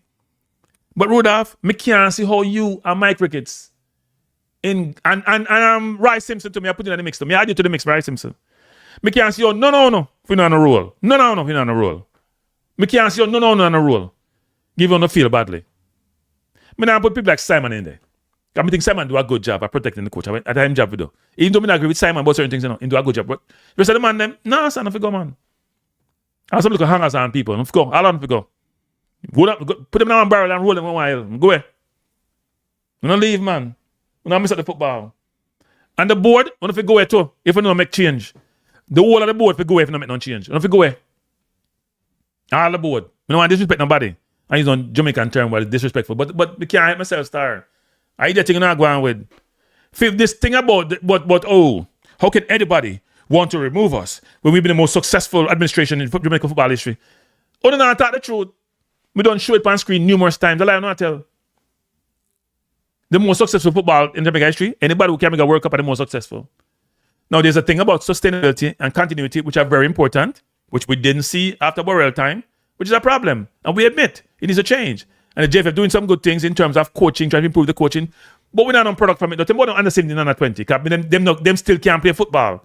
Even though when the World Cup, I want to in the last round, they're still not playing the football into play to allow those kids to matriculate to some MLS team, to some championship team, to some Premier League team. It not happen. Not in Jamaica anyway. We not fear the kids them. We don't care much 200 and 300 coach you don't want to have. We not fear the kids them and not coach in the right way. Jamaica can't find a midfielder, people. Can't find no locally born midfielder. We play in a national team. Not even one. Years now, and it not change. Not tell me on great. On this and that. No, sir. As I say, I'm not nothing against Rudolph, I'm not nothing against the JFF, I'm not nothing against Mr. Ricketts. Very nice gentleman. When if I leave my football, man. When if I forget the football. And then no one true out thing for sue people. Nah. Can't sue, I no one sue. This is a free area, people. You know, when people want muscle you, like a Jamaica you live. A Jamaica you there, but then muscle people. But the politicians write some defamation law. If you breed, them sue you, and the courts agree with them, because all them are the same. All them conflicted. All them are the same circles. Idiot thing. Now try to muzzle people. Me not call nobody corrupt, because me not nobody corrupt. Me not call nobody nothing when me can't substantiate them a court of law. Me can't substantiate the incompetence. Me can't substantiate the conflict. Me can't substantiate faith favoritism. They all in the public view and public domain. You have to look for them. Huh? Bless up, Wayne. Man, I miss my football, man. No, I don't think that, man. You can't miss my football, man. I love my Jamaica football. What you talk about, man? I don't even watch me ball in England. I don't even watch England play football. I support them as a second team or third team. I don't even watch US. I support them as a second third. At Jamaica, I support, man. I love my track and field. I love my football. I still love cricket, but I get up because I feel me West Indies. Hey, people, you're informed by where you grew up, you know. You're informed by your youth. You're informed what influences a person, how you think, what you eat, how you conceive information, how you delineate things, how you make decisions. You're informed by where you're formed by your junior years between the age of, say, when you say 3, 4, around, you say 15, 16, and this year growth there, you know. Everything else to me a tangential addition. No, I miss my football, man. And not going to tell me some nonsense about me a cancer. About we are do this and we do that. But one of the best I want. I don't fear the football. Me I regret saying I never support Raymond. Even though Raymond was part of the whole. Raymond was part of the whole thing. We couldn't support Raymond. When I said, why have we never bringing Raymond people in? Maybe I've been better. Them couldn't go pick the coach they want to pick. The conflict create interference and Jamaica coach them. The conflict creates so much problem in Jamaica football. People, you know what puzzles me? People like Maverick, some people consider smart. And every day, me have to rethink my perspective on him because when him come out and say, a whisper, make him change his mind and see if us playing centre forward. First of all, see if us play centre forward, Texas, part of the game when we play US. So it's not a new thing. And he was very effective there. At least him look effective.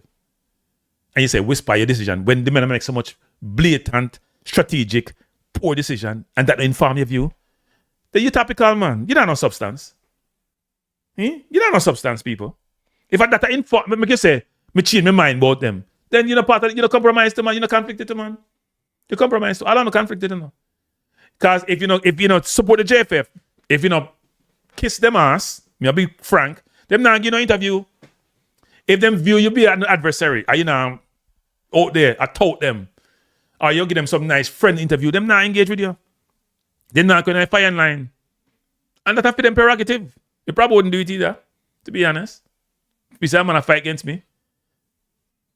Even if you say I'm going to fight against me. But at the end of the day, people, I want to be true to myself. I'm always true to myself. I have principles in life. I live by a certain code. But the fundamental principles, treat people fairly, do the right thing, understand others' perspective and views, respect them, you know, and if it's a debate, make sure you prepare. Always prepare yourself. Invest in yourself. Prepare yourself. When you do something, do it to the best of your ability. And it's been extremely frustrating watching this whole process. People used to get enough information about certain things, you know. But who I come from, who not come, and me bring out some information. Me I get cussed boy sometimes. Me provide certain things I'm supposed to provide, which is not necessarily true because me always consider me before me say it. But some people take it thing, then me provide too much information. Some people the public should know. And then we look around and we feel we got a World Cup. As everyone keeps saying, the easiest World Cup in the history. FIFA set up we got World Cup. And the people who feel we got World Cup. People. The people them who feel we got World Cup, I come tell we say. Them fi run the program. And we know, they make we seem like we not no sense. Like no man fi think was we leave when we're the best in Jamaica history. Them can quote a few items. And if we say my best in Jamaica history. We are the problem. They have been great and wonderful. We are the problem. Huh? We are the problem. Yeah, right. The people actually believe that they have done a great job. They truly believe that. You know, when I think about this thing, I struggle, you know. I struggle. I'm still trying to digest that we're not going to work up. I'm still trying to digest, people. The only work up where I go, if you buy a ticket, and enough people from Jamaica can't even go, and they can't get no visa to go. People, it's how we miss out on. I showed this chart the other day. The payout is 10 times what it was in 98, people. 10 times. All right, they say in Jamaica 10 times. Well, Jamaica is on time, they say 10 times. 10 times, people. 10 times the payout is 10 times. See the women payout there? Peanuts compared to this. Peanuts, people. 2026 World Cup appear red there now because we feel the ranking gone down. We now get the 5 billion global viewership. We now get the 10 million. If you are a board member, people. If you are a board member,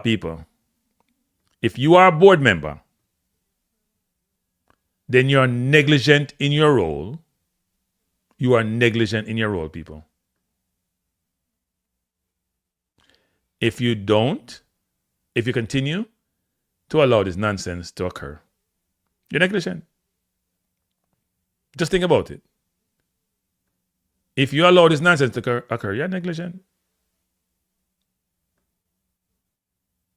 Look again, people. 10 times. 10 times the money you get from 98. Not in 10 or 98. Jesus. 10 times the woman number. 10 times the men number. I'm still trying to digest what transpired, how it transpired, why it transpired, and how the JFF can have the audacity to sit there and said that everything is all right. I still don't understand. I don't understand why the board would not have been pushing back before. I don't understand why we're hearing that the board now just get some whatever you want to call it. But then Maverick just gets some too. So I guess everybody get that at the same time. Everybody get them things at the same time, people. Huh? Everybody get at the same time. It's the 98 team. $1 million payout. Is this a team, yeah? We miss $9 to $12 million. People, that are just money. Think about it. If you got World Cup, you get more sponsorship, Players get more notoriety, The players make money. Jamaica make money. The JFF would get more than $9, $10 million, $12 million, $20 to $12 million. Put some multiple. If you do the right way, if the JFF had a contract written the right way for them sponsorship between Adidas and KFC and all of them, if they had the right sponsorship in place, them can double the money there. The $10 million, double it. For the World Cup, double it. We miss out enough money, people. Global exposure, 10 times payout, $9 million off the top. Miss out making history again because we go 90, we go again. That's something we miss out, It's a missed opportunity. I don't want anybody to tell me them are the best we ever have. No, sir, nonsense at all. It is very disconcerting. It is very disturbing that we have to be here making the case as to why the current administration cannot go ahead the way they are constituted today. It should not be one person leaving. It should not be two persons leaving. It should be like Italy. Clean house. If you were not there before, like ideally, in terms of GenSec, then that's fine. All the men are responsible if you go find another role somewhere else. But me I say, you can't tell me say you have to maintain the status quo. That don't make no sense, people. And the board allowed the Unity Cup at the board still sign up on anything there,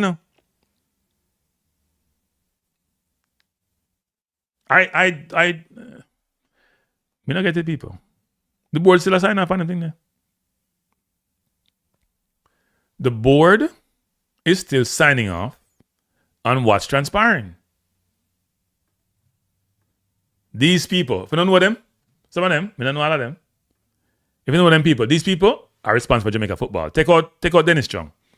By the way, people, we get this from the website. So if it's wrong, at JFF put it up. Errol Stevens, you're young, but you're smart. Don't sign off on this. Sheridan, don't sign off on this. Elaine Walker Brown, me here say when Donaldson disrespect you, it not go so. Elaine Walker Brown, it can't go so. Enough it go so. They turn me like, it not go so, it not go so, it can't go so. Then this is no longer there, people. I shall take him out, but at the website, I get it from. So if you take off Rudolph, and you take off the president, and you take off Dennis, we have, what, 9 other people who have vote? 9? Gregory Daly, you're new. I'm St. James in terms of being the GenSec. Mr. Watson, Errol, Gainer, doing a favor. You do better, man. You do better. You do better. You can't sign up on this. You can't sign up on this, people. You do better. You ever match up the football. I don't care what them do before. Thank you for your service. We appreciate you. We continue. Some of the things that you've been doing, like the coaching and some of the youth football thing. But see you. Wouldn't want to be you. We can't afford you anymore. You have failed us miserably. And people think about it. You have a big break. Pick up on the world stage. Everybody can see you. And the person mess up you up on the world stage. Even though he set up you up on the world stage. And the person say, I'm the best you've ever had. Can you see how great I am? And you're like, but me not get on the world stage. Yeah, but we have got you almost a chance to get there.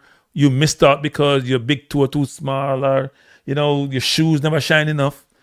Also, damn excuse about Trinidad game and this a game and VAR and also that nonsense. We don't want to hear that, man. We miss. I will not say miss. We feel and we need change. As one of my coaches used to say, changes have to be made. Changes have to be made. Board, do your job.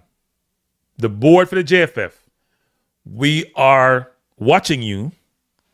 And if you're not doing the job, I come back here and not stop beating them and tell line. If you don't do the job the right way, because the only way you do the job the right way, if you make changes. It cannot be the same. It cannot be the status quo. And by the way, changing the constitution. Jamaica, whatever discipline we have in Jamaica, and we start make sure the diaspora get involved in some of the committee and some of the businesses them. Una hurt yourself. Una may think you don't have a local clique, but the level of intellect in Jamaica, holistically, is lesser than it is globally. As such, we find ways to bring in diaspora, no business and to do things. Stop on a fool thing about 10 years believe on the island when we have so much intellectual capital when we export. Stop on the foolishness. No another. That's why I'm not struggling now. Because I say nobody can replace certain people. And then they have foolishness. You have tons of people overseas can replace them. Tons. You have a long list, long line. Stop on the nonsense, man. Now, when the Jamaican, who export, when bring some of them back or engage them to work remotely. A remote where we're in now. When they work remotely and get involved in another business and administration. Do it remotely. Stop the nonsense about say people have lived on the island for 10 years. Because not try to not protect them. Not protect certain industries and protect certain rules and protect certain situations. And stop the nonsense, man. A fool thing that. Nobody no live so. Nobody no live so. A fool thing now though. No have no sense. If you don't want to restrict it to Jamaican citizens, that's fine. And that's what no should do in certain cases. But stop the nonsense about people live on the island for 10 years. You know, say the coach don't want to live in Jamaica. You know, bring Paul Hall. You know, bring Halgrimson. You know, bring McLaren. They don't want to live on Jamaica Island. I know so tell everybody else they come live there for 10 years. Really? Suppose they don't want to live there. But them can provide value. That means you lower the pool of talent that you have to pull from. Which makes no sense. But because the things are parochial, because not so much of a xenophobe, you don't understand them thing there. You can't get no head out of no ass when it comes to them thing there. It's stuck. Let me close down by saying, people. On a regular basis, you think about the World Cup and you realize we not got the World Cup. I need to buy me ticket. I said, boy, I'm not fussing on this. I buy me ticket, I'm ready for the World Cup. Because I'm going to try to make some money right to go Jamaica World Cup.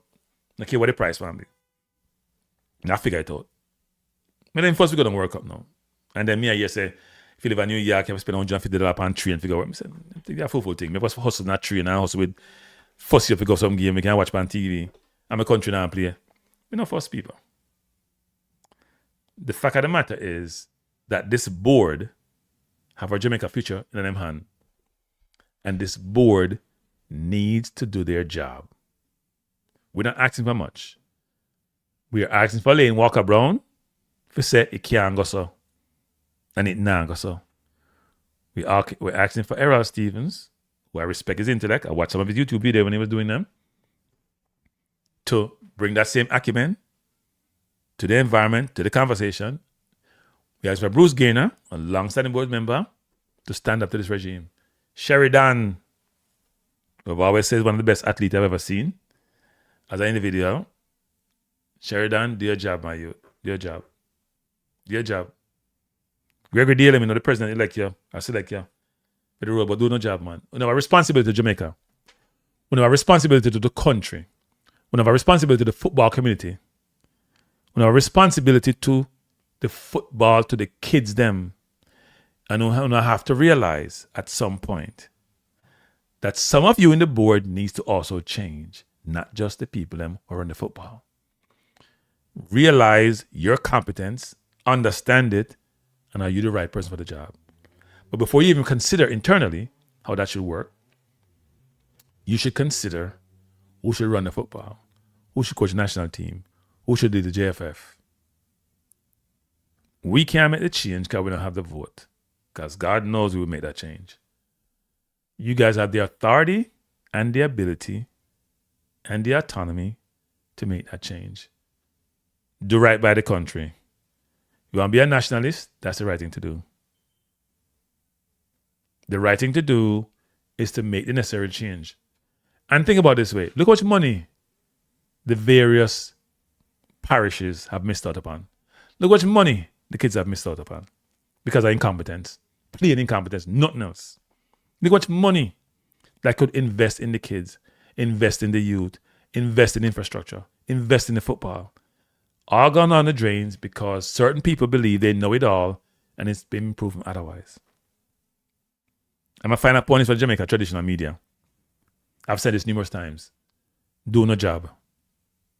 You guys have failed. You're the guardian of information, guardian of the public, and you have failed miserably because you're compromised, because you're conflicted. You're conflicted. You're conflicted. Your need to get access, your need to be part of this whole social fabric and to be part of certain groups has totally destroyed, eliminated your objectivity.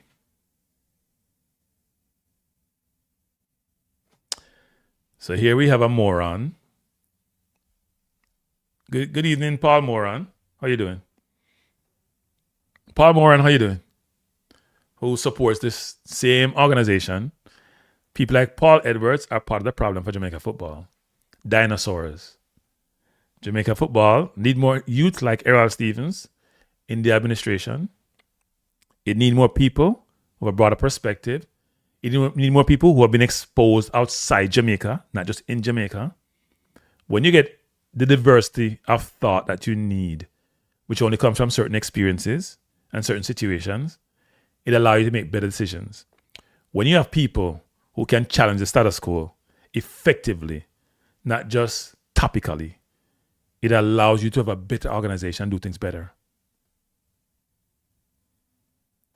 So those of you who say we chat too much and we chat now have no effect, we still all talk. Hopefully we can read one or two board members and they can then start the process of saying this doesn't work for them. We have to be better. We refuse to accept the status quo. And we now boycott the Jamaica national team because nobody from JFF now got to go play the football. Okay? Nobody now got to go play the football. So we now boycott the national team. But the board has it in their hands, or I should say have it, or whatever. They have the ability to change the status quo. They need to do their jobs. They need to do their job. The administration needs to change. We need people with different perspective, who are not monolithic in their thought, who believe in the betterment of Jamaican football, who don't need nothing from the football but want to contribute, they're the ones who should be involved. We need, when the board say, Rudolph Speid pick the coach and Rudolph Speid, then they're absolving themselves of their responsibility. They signed off on it. Did they assess the process that we go through to interview? I was saying this from day one of people. The interview, I was asking the question after arguments left, do we have a list of potential candidates? Like how Brighton does it, like how Boardman. See, Boardman don't select them coach already. After Ariel say him all leave, them already have a coach. Them already name them coach. I see you're an organization. When people are trying to tell you, say, oh, you can't do that because people have had a job. No. They're behind the scenes conversation are had. You have contingency plans. Now, I'm not saying we should go out and get some expensive coach and put yourself in debt. But as Maverick said, let me repeat what him say. You know the Haiti coach? Do you know the Iraq coach? Do you know the coach from DR Congo? Do you know them coach there? There are coaches out there. They don't have to be Caucasian. Spend time. We have some time between now and Nations League and our international window not come anytime soon. Spend time getting all the resumes in. Spend time doing research and due diligence. Spend time, have the coach sit down and do a real interview and walk them through what them strategies, them style of play, them system of play, how them think, how them man management. Spend time with them. Decipher them. Do your due diligence. Do your assessment. Get some consultant help if you can. Do the process yourself. And then make an informed decision.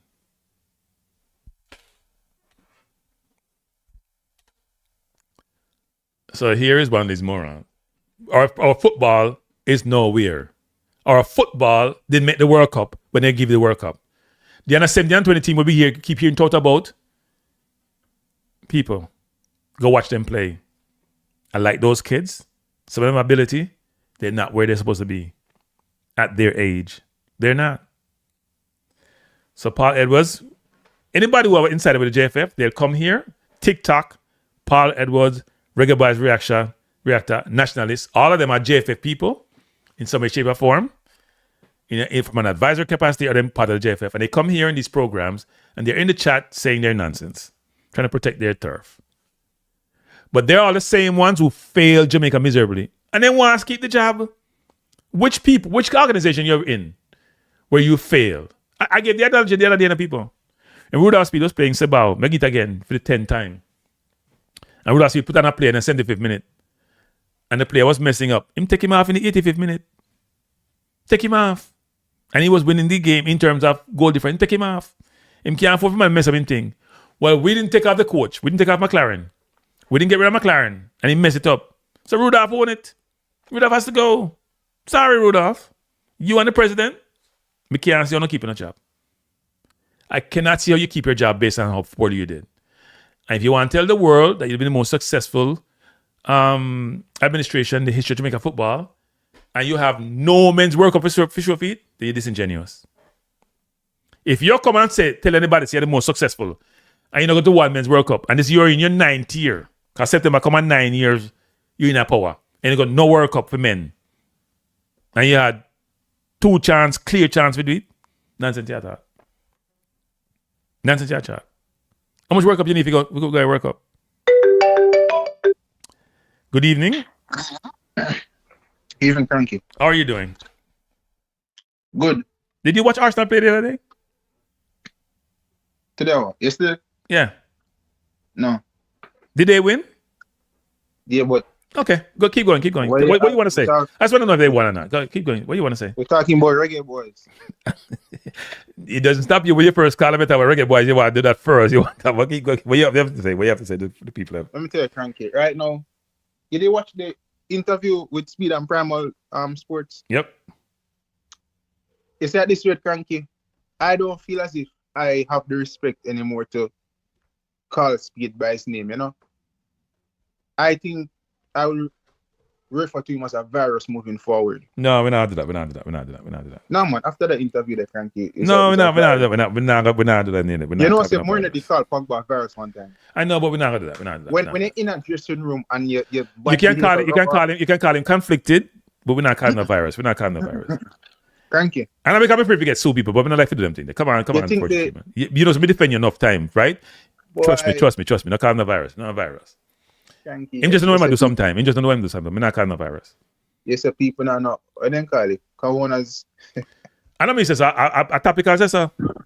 Oh, And him just get. I mean, I'm just get some. Him just get. I just think the man is a detriment to the football country. Well, I think he Massive. is. I think he's being disingenuous when he says that this administration will be the most successful, and we haven't thought through. I'm not gonna say they don't have anything to look pan and say them successful with it now. So Kranky again, it go back to my point. Whether or not, or go back to my point a couple of nights ago, if Arsenal fail to win the Premier League, right, but the women's team win the WSL and one of the youth team then pick up a trophy, celebrate that, Kranky. Good analogy. Just as much as how you would celebrate the men's team winning the Premier League or Champions League. Brazil men's team going forward do not qualify for another World Cup. England, France, Argentina. Yep. Every other respective thing, whether coaching, education, okay, more coaches in Argentina are becoming UEFA licensed coaches, right? The under 17 are qualifying for more World Cups. The Brazil women's team are qualifying and win more World Cups, right? So let's just disregard the pinnacle of football, the bread and butter of Brazil and football, which is the men's team. That is where all the legends are. Yeah, I mean, fortunately, you're right. If England won the Euro for the women, right? It's almost them say it in passing. Seriously, they say it in passing. Cause the men's team, everything's about the men's team. They don't want 66. All you hear, they have won since 66. That's it, you know? All you hear, they have won since 1966. That's all you hear. The small things they used to equate to the big things in a sense, you know. And unfortunately, Kranky, that is how low the bar is for them, but not for us as fans, right? The bar for us is not low as fans because we know where we want to be as fans and where we want the football team to be. You know what I'm saying? As for them, they see things differently. So you see, Kranky, when we see them fail in their eyes to justify certain things, them pull out all the excuses, right? The major in the minor. Yeah, me not blame people the thing. Me I blame the board. Me I blame the board. No, yeah, obviously you blame. Stop blaming Ricky still. Me I blame the board. Stop blaming the board. No, you blame everybody. No, right? no, I blame the board. No. You blame anybody who responds for the whole thing. Them select the coach. Them approve the coach. Them keep Ricketts in place. Them keep Speed in place. Them own it. Stop blaming Speed. Stop blaming the board. Board of taking responsibility. Stop put pressure on the board. So them can make the change. If I them make the decision, then probably should change themselves too. But if I them make the decision, and the decision not work, they will change them decision. So stop blame Speed. Nationalists, you're right. You know, me know nationalists is, but we'll leave that alone. Nationalists, you're right. Then we blame the board. Because the board keeping them in place. Blame the board. He's a very disingenuous person after I'm listening to the interview, Kranky. And from that, my rating to Speed is 0. At first, Kranky, I was like, maybe he could have get the job, whatever the case is, because the football gone down the drain.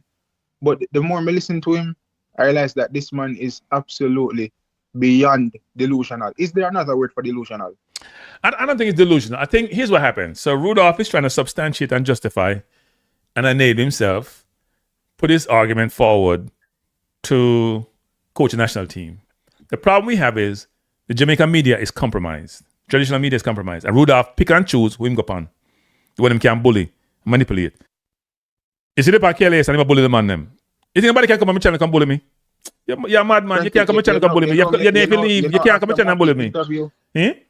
After much the interview, I text Gunners and say, it's full time now people stop interview Speed because Speed go on programs and run circles around people, right? And he's very bold and brash when he says certain things to other individuals. I get me, I say? Yeah, but you can't disrespect your guests for an interview, but you can't come on them channel and bully them and then get away with the bullying. You can't do anything them, are you? You can't do that. Then come up on my channel and I'm not going to interview you then. Can't come bully me. I'm not going to do certain things. Respect go both ways, you know. Certain people, respect go both ways in life, people. Respect go both ways. But it's not the respect only no Kranky. Yes, when him know say, all right, let me tell you how these people set up themselves to fail. Yes, when Speed realize that they have a lack of information, that's when him become very brute force and very brash with how him talk and how his tone of voice against them. You get me? I say, you see other programs now like yours that he has been on before, and with Gunners, him Gunners always are gonna have the information in front of him and he's very aware of what's going on, right? So Speed don't talk certain way. So when you place him in certain environments, in act accordingly, depending on who the individual is or who the individuals are. You know what I'm saying?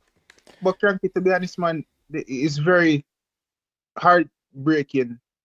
You know, missing out on the World Cup is heartbreaking enough, but the more we hear these people talk Kranky, it is even more, you know, I not even know how to describe it. Yeah, They talk even more than us not qualifying, because we start to realize that these people are just out of this world in terms of how them think. Yeah, man. Yeah, man. And what should give us the confidence that we will qualify for next World Cup? You know, me the man say Kranky, and this is the same thing that Jamaica not qualify. Him say between now and some qualification, we need to be seeded in the top 6 to avoid the powerhouses. Kranky, football is no longer about powerhouses. Everybody's getting better. Yep. So disregard the USA and so the same Curacao qualify over us and they will get better. Haiti, they will get better. Other teams in the region will get better because FIFA is giving more spots. Let me give Rudolph some credit for something. Rudolph has been agnostic about recruiting. What do I mean? Since Rudolph become coach, all of a sudden people start getting nationalized, naturalized, not nationalized. Well, yeah, but you also have to be a good coach as well. So you can do all the recruiting. but I agree. But talent is an imperative. People don't seem to understand in the football. Yeah, and Liam Rosen here had the talent at Chelsea, and he didn't do anything. No, he didn't. No, stop the nonsense. That he didn't. Garnacho can't play football. So they play. Him now no winger can score no goal. 43. Stop it. He have a midfield. That's all he have. No defense and no forward. Fair enough. Arteta have the talent and can do that, but I'll leave it at that. No, he's not forward either. Arteta not forward. He have good defense. He not forward. Tell me forward them who good. Tell me forward them good. No, you tell me forward them good. Tell me forward them. Tell me the forwards who are good at Arsenal. They're not good. Tell him to leg a handbrake. Now later. All right, thank you. Yeah. I said people, the TH is gone. I'm not telling me no yard. I'll not tell. So Nationalist says, Kranky, remember who your first interview was? Yes. I had an interview with Rudolph Speid, and I deliberately was trying to get people to know Rudolph Speid, the person, not the one who think was arrogant and bullying. I tried to talk about him as the first person who really do that. In background or in think, I try to put the human face on Rudolph Speid. Rudolph disappoint me. I try to put Rudolph is stubborn. Rudolph disappoint me. So Rudolph, let me tell you this, Rudolph. I can't support nonsense, Rudolph. I would be a hypocrite if I come on this and say Rudolph, and the president should still be president and coach of Jamaica football. I'd be a hypocrite. And I try not to be. And I'm a hypocrite in some respects, because we all are. Every single one of us is a hypocrite. But there's degrees of hypocrisy, which me not go down. And when you're messing with football, people, sorry. When you're messing with football, people, a wrong thing you do, Because then you're messing with enjoyment. I'm selfish when it comes to enjoyment, When nowadays people, when Arsenal lose sometimes, I say, sure. Come on there. It's when Jamaica lose, a different story me feel when Arsenal lose. Trust me. Different feeling when Jamaica lose and Arsenal lose. Different feeling. Now, because I do YouTube, different feeling for years. Because me remember the joy of being in Washington, D.C., sit down right at the halfway line when Burton scored the goal. It etched in my mind. Two sporting events etched in my mind. Watch Bolt win Olympics 2012. Sit down at the stadium and the vibes, unbelievable vibes, and go DC 97, go watch Jamaica draw with the US 1-1 when Burton scored a goal there when US defense make a mistake. That etched in my mind. I'm going to want the joy again. For my part leader, I'm going to want the joy again. I may not get it. If I mess up my life. So, nationalists and Paul Edwards, I can't help no people. I can't help no. Me not against Rudolph as a person. Nothing. Me hope Rudolph get more messy come to Jamaica and make as much money as him can. But Rudolph be successful at Cavalier, but Rudolph don't mess up the football. You own it. When me tell you, Rudolph, when me argue about Spain, and coach of Spain, you think you know everything. You want to go get some Englishman. Nobody now hire English coach. Well, Sweden didn't hire Potter. I didn't get the World Cup. But then we know game in that group stage.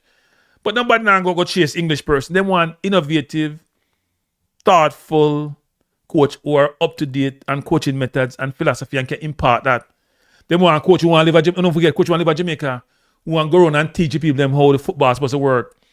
And the ones who can deal with a developing country. Our third world administration. Our third world, the way we operate. There is no way in God's name me can sit up here and say, yes, it's okay what transpired. None. And say, if you continue as it is. No, man, I crap that star. Crap that. I respect Rudolph as a person. I don't respect him run the football for Jamaica and the World Cup thing. So I can't support him. I like the president. No respect. I like the president as a person. Never meet somebody who's so nice in my life. At the level that he is, who believe in people and who engage people the right way. But Mr. President, you're part of the problem. So if anybody at JFF say can't try and Kranky a cancer and him this and him that, I fool no business that. If cancer is trying to get things done the right way, if cancer believe in accountability and responsibility, if cancer believe in excellence and believe in doing things the right way, then me a cancer. Me admit it. And me embrace it. I don't know about that. Because we're not winning 22 years. I don't know about how successful we've been. I don't know about the partnership with Jamaica Argentina football. First of all, we shouldn't do nothing with Argentina. I'm a racist country. Go ahead. I don't support nothing with Argentina. After I do some research on Argentina and learn Argentina history, I don't want nothing to do with Argentina. I don't support Argentina and nothing. I said that out loud in the public. Nothing. And that not do with the players them who may not be prejudiced or racist, but Argentina is a racist country. Black people should have nothing to do with Argentina. Argentina eliminates black population. Argentina is not a good country when it comes to black people.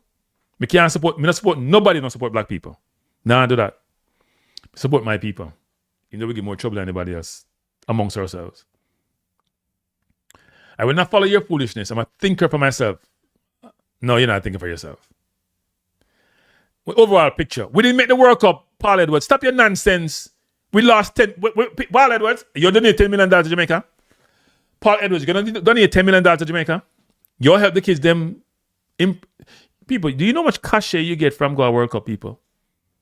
You know how much cachet Jamaica get from go 98 World Cup? You know how much player them benefit?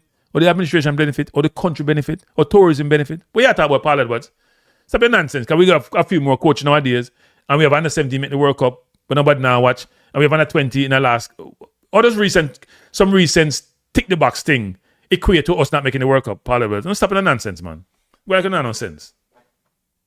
Where can nonsense? Yeah, well, me not one of them people. We have go Spain go get a coach. So that's my philosophy. Spain is a little man who coach in a B level and junior teams to coach a European team and then win Euro. It's about the football philosophy, people. Now, we don't have the local players yet to get there.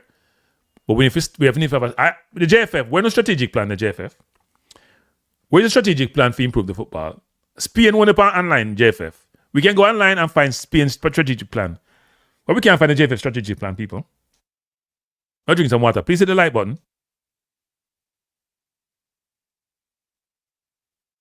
Why can't we go online and find Spain's multi-year strategic plan? They go to like 2030 something. Why we can't find a strategic plan for Jamaica? You donate what? You donate. Where you donate, Paul Edwards? We can't compare with donation, no? Where you donate? May I donate right now, Paul Edwards? Paul.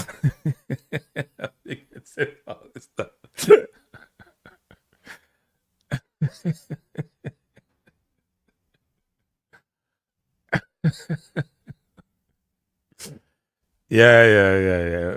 They had a blow up. I guess they're not in the same boat anymore. Hey, you see people. If you criticize JFF, if you not get an interview, you know. You see Maverick criticize the JFF. I'm vexed too, you know. JFF not give no interviews. Speed them ban him. Speed run go Orville. Him run go Orville. Him run go RAF. Him go Speed go anybody.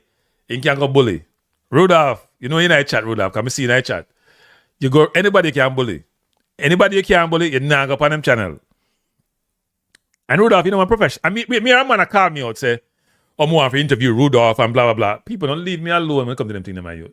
Me do things my way. If you don't like how me do things, I'm personal people. Me not have nothing against no YouTuber. Me want YouTube to succeed. All the man them who in a YouTube space, what should support Jamaica football? They all add value in their own way. You should all support them. All of them. Every single one of them. Even the one with them compromise. Support them. I'm going to bring you some information. And having been in this space now for a couple of years, or June is 2 years, I can tell you, it does take a lot of work to put out content. And it can be very discouraging when you go do your research, put out content, sometimes quality content, because not always quality, and you don't get the support you should get. Right?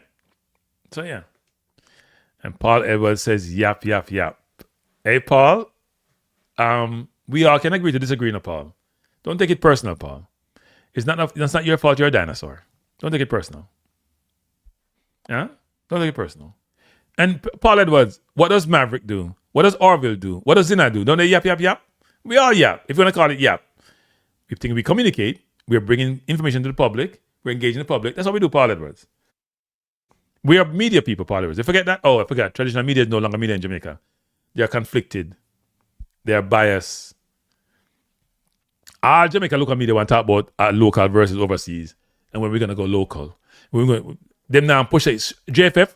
Hey, JFF, me a call now. Show us the strategic plan. Please show the world you say you're great, you've been doing, and how wonderful you are. So therefore, you must have a strategic plan, and the board must be checking to see what the performance barometers are, what the performance metrics are, and how you are achieving those, and how you're progressing against your objectives. So JFF, please publish on your website your strategic plan, and please provide to the readers and to the audience and the Jamaica public and the people who are the football supporters, give us some view as to how that plan is progressing. We'd love to see it. I've seen Spain's strategic plan. I have to send it to someone in JFF, as I said before. I'm saying, them throw it where? But I throw it if you can't understand it. I throw it too.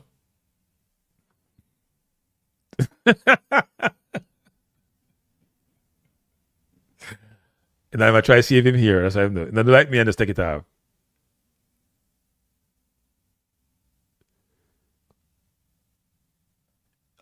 Before they get to Kranky, where do you see Jamaican football in the next 5 to 10 years? I don't know, to be honest, because of the current administration, how they operate. If I was to prognosticate the future, I would say that in a couple of areas. One is the coaching would have improved quite a bit because that's part of the focus of JFF, and they're doing an okay job in the coaching. The monetary situation should improve because I did their sponsorship. I assume it's a certain amount to cover their basic expenses. The question is not where I see it in the next 5 years, 10 years. The question is, what should be the expectation in the next 5 to 10 years? And how do you see them marry up against that expectation? Right? Because if I say where I'm going to see them, the question is that where they should be? I would expect the entire football ecosystem to change materially. If I was part of JFF and running the JFF, there'd be a lot of areas I would focus on. And it's at the top of my head. You can't do it without money. So the first thing I do is think about what all the revenue sources that you have out there you can generate revenues from, and try to find ways to tap into those sources to generate that revenue. You have to have some budget about how much money you need to do certain things. So you're gonna have a plan for now, for midterm, for a short, midterm, and long-term plan, right? Because you have immediate competition involved in Nations League, Gold Cup, Women's World Cup, a bunch of different things. And then you want to have a medium-term plan and a long-term plan. Money is an imperative. Coaching is an imperative. How do I get coaches? Practical experience, not just experience in the classroom. And how do I set up a football ecosystem where parents are involved, players are involved, government is involved, everybody's involved to bring up the football holistically. And football become embedded in the society and is almost innate to the society. You got to think about how you can achieve that objective. You have to get the business supporters coming to support you to leverage the infrastructure in terms of the field. How you can do that? How do I get the diaspora to assist me to generate the revenues and our support in different ways? I will change the constitution to make it easier for those people overseas to be part of our leadership ecosystem and environment and how that will work. I want to have people involved at a certain level in FIFA, not just on some FIFA committee with no leadership role, But leading certain organizations, FIFA, build a relationship so we can influence FIFA, just not in Jamaica, but in the Caribbean. Because Caribbean is not going anywhere footballing. Wise. Right? There's a bunch of things that I would do between the funds, the support infrastructure, the board. I want to make sure the board construct is changed. The board has to change. Too much people doing the same thing over and over. No new blood, no new ideas, nothing in the board that gives you the comfort that, you know what? This board has the capability to be differentiators. I'll try to get people from overseas and local or in certain roles, significant roles in society, be part of my administration. Good evening. Yeah, blessed night, Kranky, to you and your listeners. Blessed, who am I speaking to? Wayne here. Go ahead, Wayne. The floor is yours. Yes, man. I've been listening to your program and several other programs, and even the likes of World Tracy. Since the failed World Cup qualifiers, I know the Federation and Speid Out and a lot of beating. But I have a big concern, especially with the persons who are beating the Federation and Speid, because we recognize that the football is lacking. I have to agree with that, meaning the Federation need to do more administratively. However, the persons who are beating them, not just you per se, because you have to do your program. Because all right, let me see how best you know Jamaican fan base. Do you know that majority of Jamaican football fans are bandwagonists and not the arty fans? That's just Jamaican fans in general, in every sport. That's not just football. That's part of how we make up. But the question for you is, how do I, as an administration, change that mindset when it comes to my football? Yeah, well, I'm getting there, okay. Because remember, I raise a point. So what I would like for persons to do is we recognize that the administration is lacking and it need help, Kranky. The football in Jamaica need help. And the majority of fan base, they are not willing to help. No, wait. They need help, but do they want help? No, the thing is, I'm not talking about JFF, No, I understand what you're saying, but I'm just saying, but you got to think about who runs the football, right? So if you say Jamaica needs help, the question is, go ahead. You know what? You explain what you're saying, and we can talk about it. Wonderful. Because the Jamaica, what happened is the football in Jamaica is broad like anywhere else, right, where you can get involved at the grassroots level. You, Kranky, I'm not even going to use somebody else. You, Kranky, have the power to name a club in Jamaica, whether it's a youth club or it's a Division 2 club or it's a Premier League club, and you can get involved and then go within the club hierarchy until you might have a space as a delegate to vote for the confederation, and after which you can even assume the role as a president for the confederation in order to be a director and JFF. So the thing is, the football need help, and I'm seeing majority of the fan base who are wagonists not trying to get involved, not trying to help in no capacity or form. And I'm seeing us beating a Speid who have done 60 years of service in the federation, in Jamaica, not just the federation, in Jamaica footballing world, which Jamaican footballing landscape is not easy to be a part of and still be a part of, because it milk your money every day. So if you're at Cavaliers, if you're at Portmore, if you're at Harborview, you will spend 50 to maybe 100 million for the year, and then when your returns will not even be 10 million good. Thanks for Mount Pleasant finishing in the round of 16 at CONCACAF, they will get something, although it's alleged that their owner is heavy where cash is concerned. So it's very difficult. But by the way, that same owner has complained about Speid's conflict, didn't he? Yeah, but okay. he is as conflicted as Speid. because we heard where his FA mentioned that he did some bribery in the election. So he don't have the moral capacity to speak. Okay. That's It is widely publicized. So he don't have the moral capacity to speak. And that's what happened.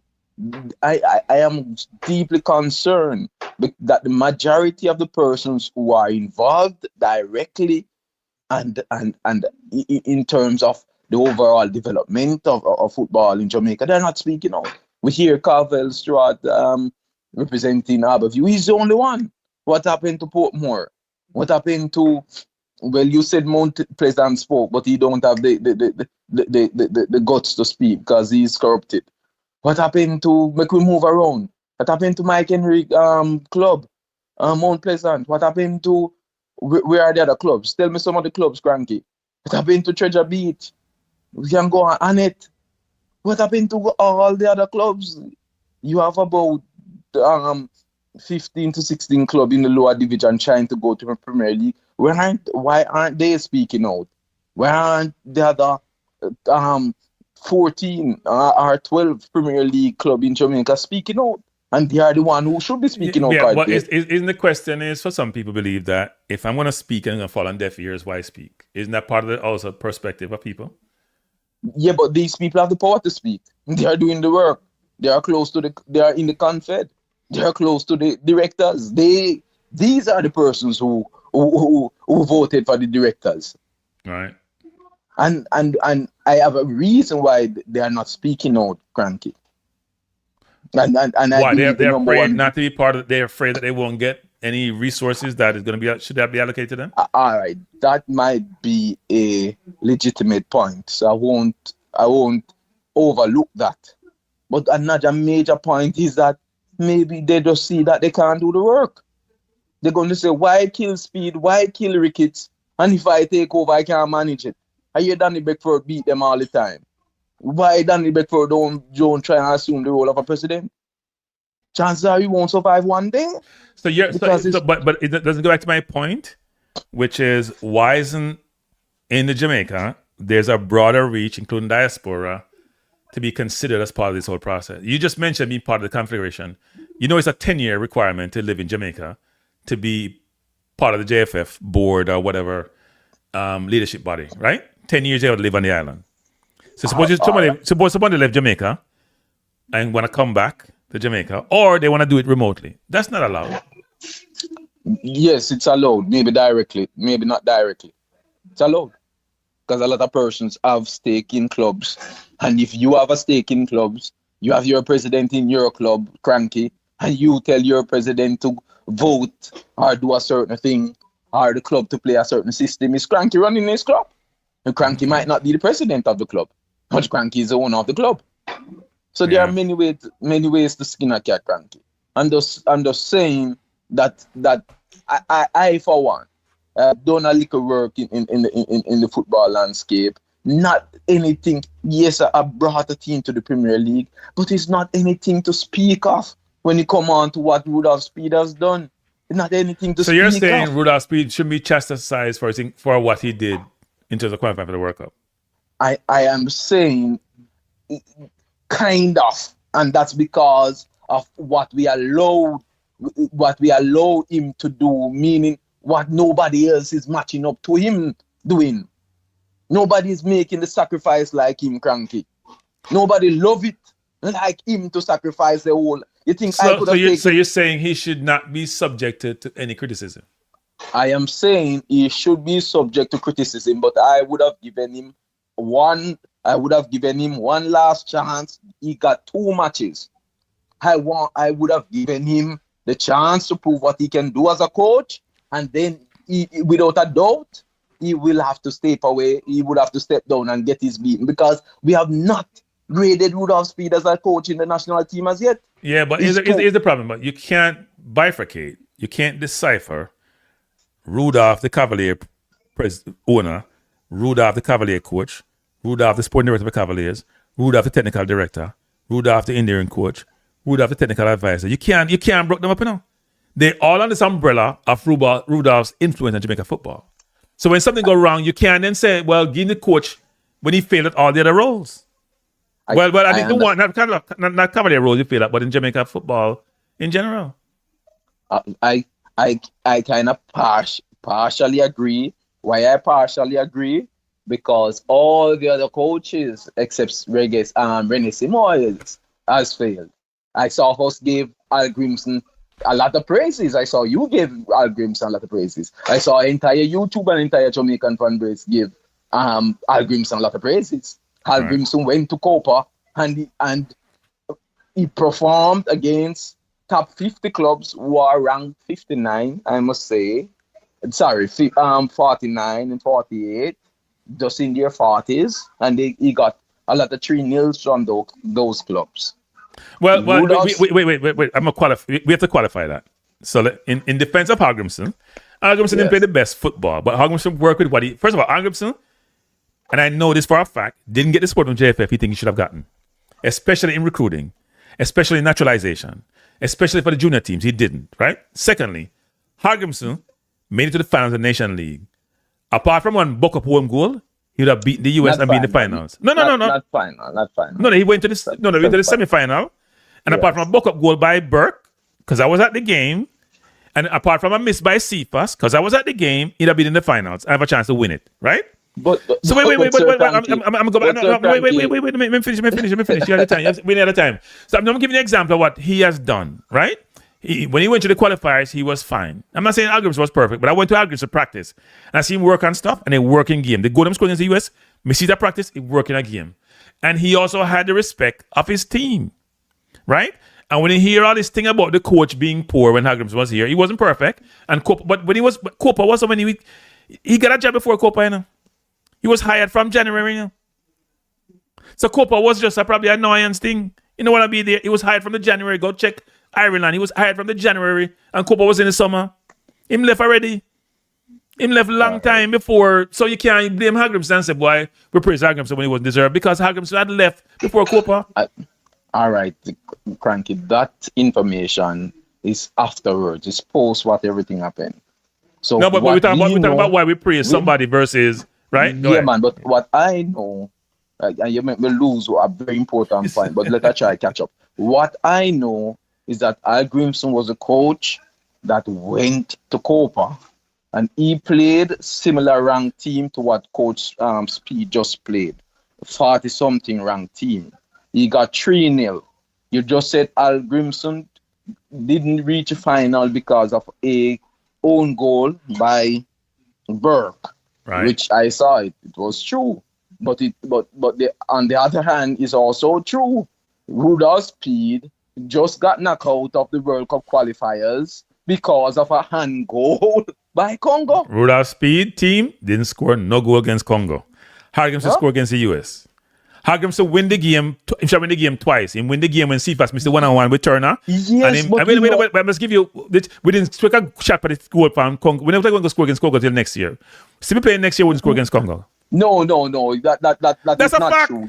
You see where Palmer went very close.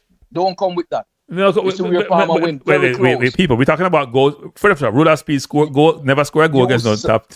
You saw where Palmer went very close, and you saw where Cephas was getting more dangerous and dangerous as the game go by. So don't say that. We scored against the US, a better team than us, ranked in the top 20. We didn't score against Congo. Sorry. Yes, but Al Grimson had the team for 2 years. Grimson beat Canada, was much higher than us. I did not Al Grimson beat Canada. Damian Lowe beat Canada. You saw wait. Damian Lowe. Wait. Who put Damian Lowe in that position to beat Canada? Wait. Who put Damian Lowe in that position to beat Canada? Who put Damian Lowe in that midfield? Who put him in midfield? Admitted that Damian Lowe came and said him wants to go. But he put him there, didn't he? Did he put him there? He was out. Listen, he was out of his wits. He didn't have a clue what to do. Hence, Damian Lowe take it upon himself to run because he was playing a much better. He was playing a much better team, and he beat them. No matter what. Wait, just Jeff have take credit for everything what happened with football. In the women's team, don't take credit for. We don't have no credit for it, but we give them the credit. I'm saying. I'm going to give we can't have both wheels around. I'm going to give you that one. Okay, all right. Yeah, my fear. I give you that one. But remember, Al Grimson didn't take credit for Damian goal in midfield. Okay. Remember, it's the players and Damian low confidence and the player. Okay. Anyway, the last 3 matches he played were against better teams. 40 ranked teams. No, better teams. Yes. All better teams. And they 3-0. Let me go to Congo now. Was it 3-0? The Ecuador beat us 3-0? If it's not 2, it's 3, but Venezuela beat us 3-0. Yeah, Venezuela beat us 3-0. And Venezuela ranked about 48 in the world. Okay. Venezuela is similarly to Congo. So listen what I'm saying. It's the first time since 2.5 years since that US game, or since we beat Panama in the 3rd place playoff. I'm going to use Panama or Canada. 2 years and something since Jamaica played competitively. Remember, last time we played a team that ranked top 50 was Panama in the Gold Cup. And what happened to us? So wait. Where was Speid as part of that? Was Speid part of the contingent? Even if Speid, he wasn't the coach. I'm talking about the coach. So he wasn't. Wait. You very conveniently exclude Speid. If you get burned. No, he wasn't the coach. I'm talking about coaching. Did he ever? Could he have fired the coach? Could he have fired the coach? Could he have fired the coach? That Kranky and others were saying he should have done. Yes. Yes. Before and after the World Cup. Before and after the World Cup. Yes, the board could have fired the coach. The president came out and said why they didn't fire the coach. The thing is, Kranky, although you and others might say fire the coach, you weren't confidently saying fire the coach. Wayne. Back up, Wayne. You mean what I was saying? We have receipts. We will make the World Cup, not because of the coach, despite the coach. Wayne, let me say this again, Ruin. We're going to make the World Cup, not because I expect some players to come in, not because of the coach, but despite the coach. Does that sound like somebody who support the coach? All right. No, I'm not talking about support the coach, I said fire. I said fire him. You know, make him go fire it. I said fire him. All right. In fact, you know what I said. You know what I used to say, Wayne? Any coach who go one tournament with 2.5 midfielder can't be my coach. That's why I have to get fired. All right. Go ahead. We know you and a few was leaking out. Yes. However, it was eating out. However, Kranky, just remember, if you study the space, the sentiment of cannot fire the coach now in the middle of our entering into the qualifiers was louder than those who were saying to fire the coach. So even some of the person who were saying to fire the coach, they bought into that. Wayne. You follow English League football? Yeah, man. You follow Tottenham and Nottingham Forest? Tottenham just won in about year. Wait, no. You missed the point. You follow Tottenham and Nottingham Forest? To some extent, not a big extent. They weren't doing well. What them do? Yeah, them fire them coach. In fact, Nottingham Forest what 3 or 4 coach? I see him here. Them fire the coach at West Ham. Them fire Sam Dyche. Them fire Pastor Kaglu, and them just hire new 4 coach right. people. Good thing you meant that. People. When it now work, you get rid of the coach of the first victim. Good thing you mentioned that, Kranky. Yeah. Because that don't work in the international arena. It does work. People don't fire coach like how they fire coach. Yes, they do. In club level. So, not that rapid. People. Right, when Senegal won them last African Nations Cup, didn't they fire them coach? Go again. Who? Senegal. When they won, remember the last time they won before, they didn't fire them coach. During the tournament. What are you talking about, Ian? Listen, man. Tell me who fired them coach before the World Cup qualifiers? Across all the nations. I haven't got to look it up, but I'm sure they have been. Trust me, Mexico is firing the coach all the time. They do. Wait. No. It's not before. The figure of the matter is the coach was failing miserably. We had enough evidence he was failing. He should have been fired. That's not without a doubt. They said he was violating his contract, so we don't have the money issue. He was breaching his contract. That means you could fire him. What I'm saying, Kranky. Yes. You have to give that a pass. Nobody fires a coach. So you think Jamaica should maintain Rudolph in his role? We don't come on the program and drink, man. No, we're not drinking, Kranky. End of the day, the man in 2 years at the best defense, and also. Wait. Just a second. Best defensive play Jamaica has ever played in 2 years and something. So that's one. I watch a game, you know. I don't do watch along like you guys, you know, Kranky. I miss the game, you know. The man have 53% possession against a top 50 ranked team. That don't happen in Jamaican history in about 10 years. Right. And here the next thing. King was the second half. King made 100 million long pass. That means that we not in a position in the second half. So that The man said King make long pass, him have cramp. It's a King make position, him have cramp. Yeah, man. We're not going at that. I'm just trying to show you. That Jamaica in the first half would match and even at the way better position than Congo. Hence the second half leading into the 120 minutes. We could have such possession, still have higher position than them. So those two things, I'm watching the game in a Kranky. Me now watch. Hey, wait. You know what we give Speed credit for? In recruiting.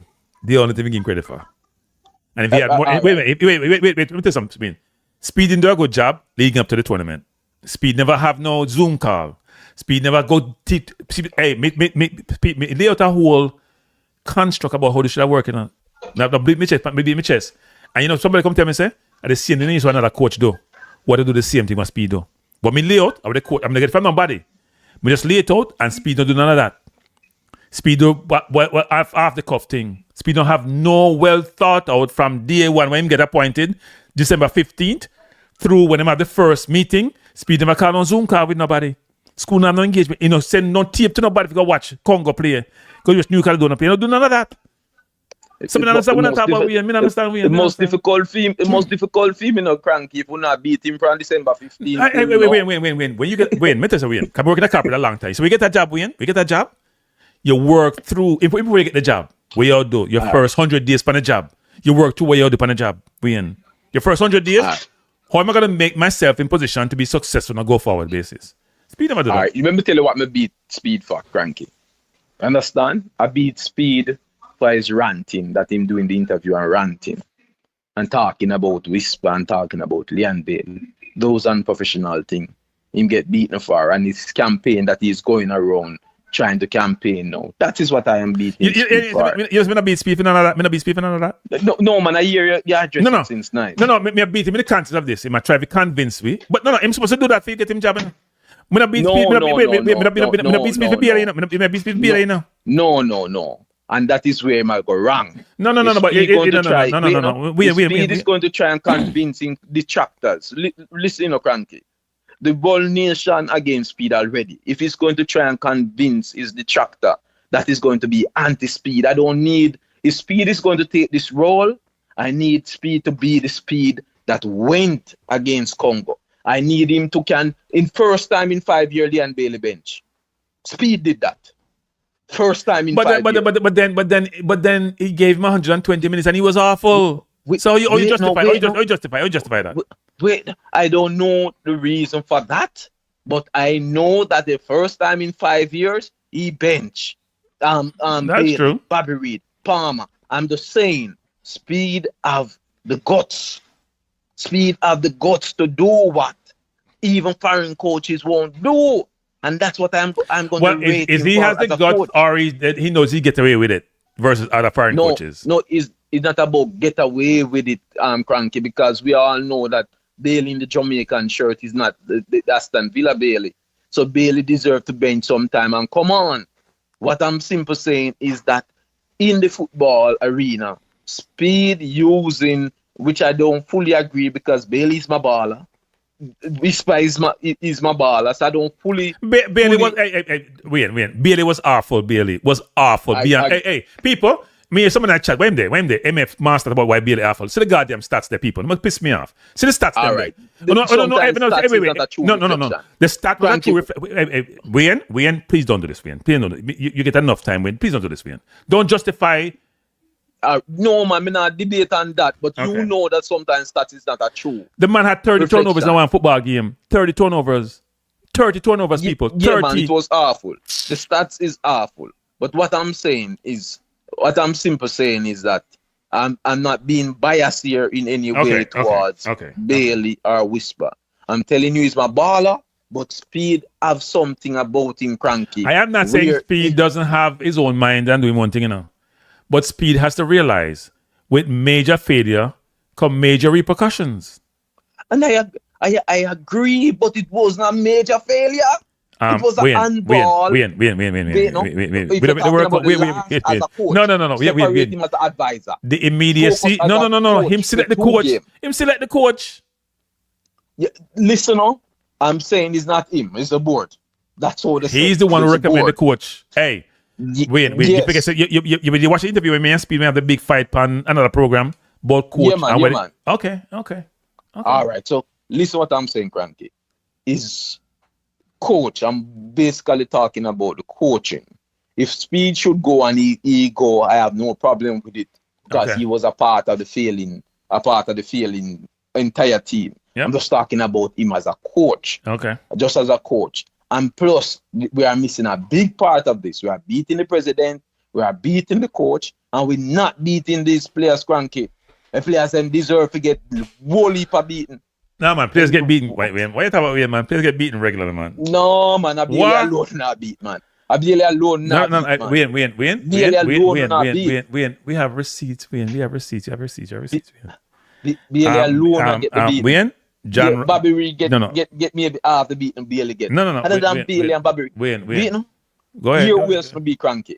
On the beat si fast. We're not supposed to get no beating. Because he's the boss of the last qualifiers. No. Do not beat the man. Do not beat the man. The only attacker we have a passing grade.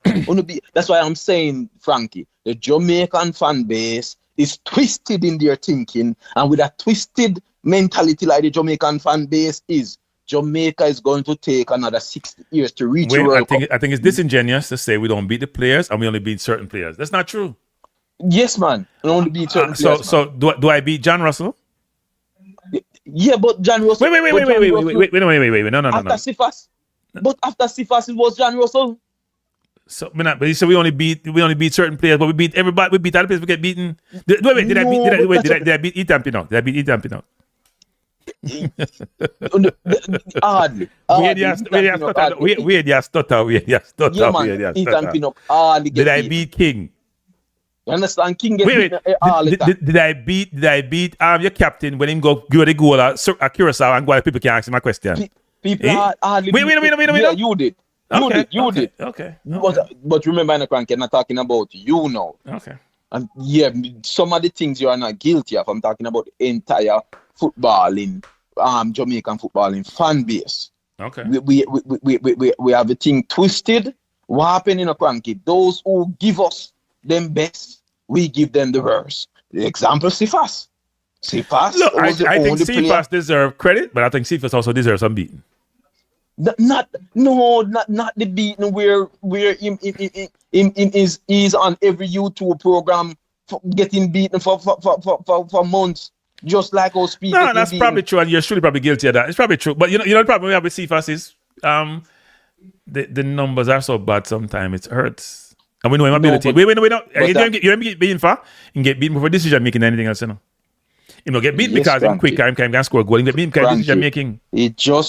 We had 6 matches, Kranky. Yeah. He scored 2 goals and 2 assists, and could have scored about 5 assists if Bowser and others did score. That's probably true. Assists. That's true. And he was the one who in fact, this man should not be spoken about in as footballing God in Jamaica. So why Speed play Bailey over Sifas then? No, madness. So he deserves Speed. So you can't like Speed for the coach and he makes a mistake. And it's not Bailey over Sifas. It's really Campbell, and Campbell deserves his space because I've left on. Well, I said Bailey because Campbell was in the team before. Bailey didn't play till this last window. Bailey never played for the World Cup qualifiers, you know. Yeah, yes, man, I agree. But Campbell was playing. And Bailey didn't play no ball at Roma. Last time Villa forget game, you know.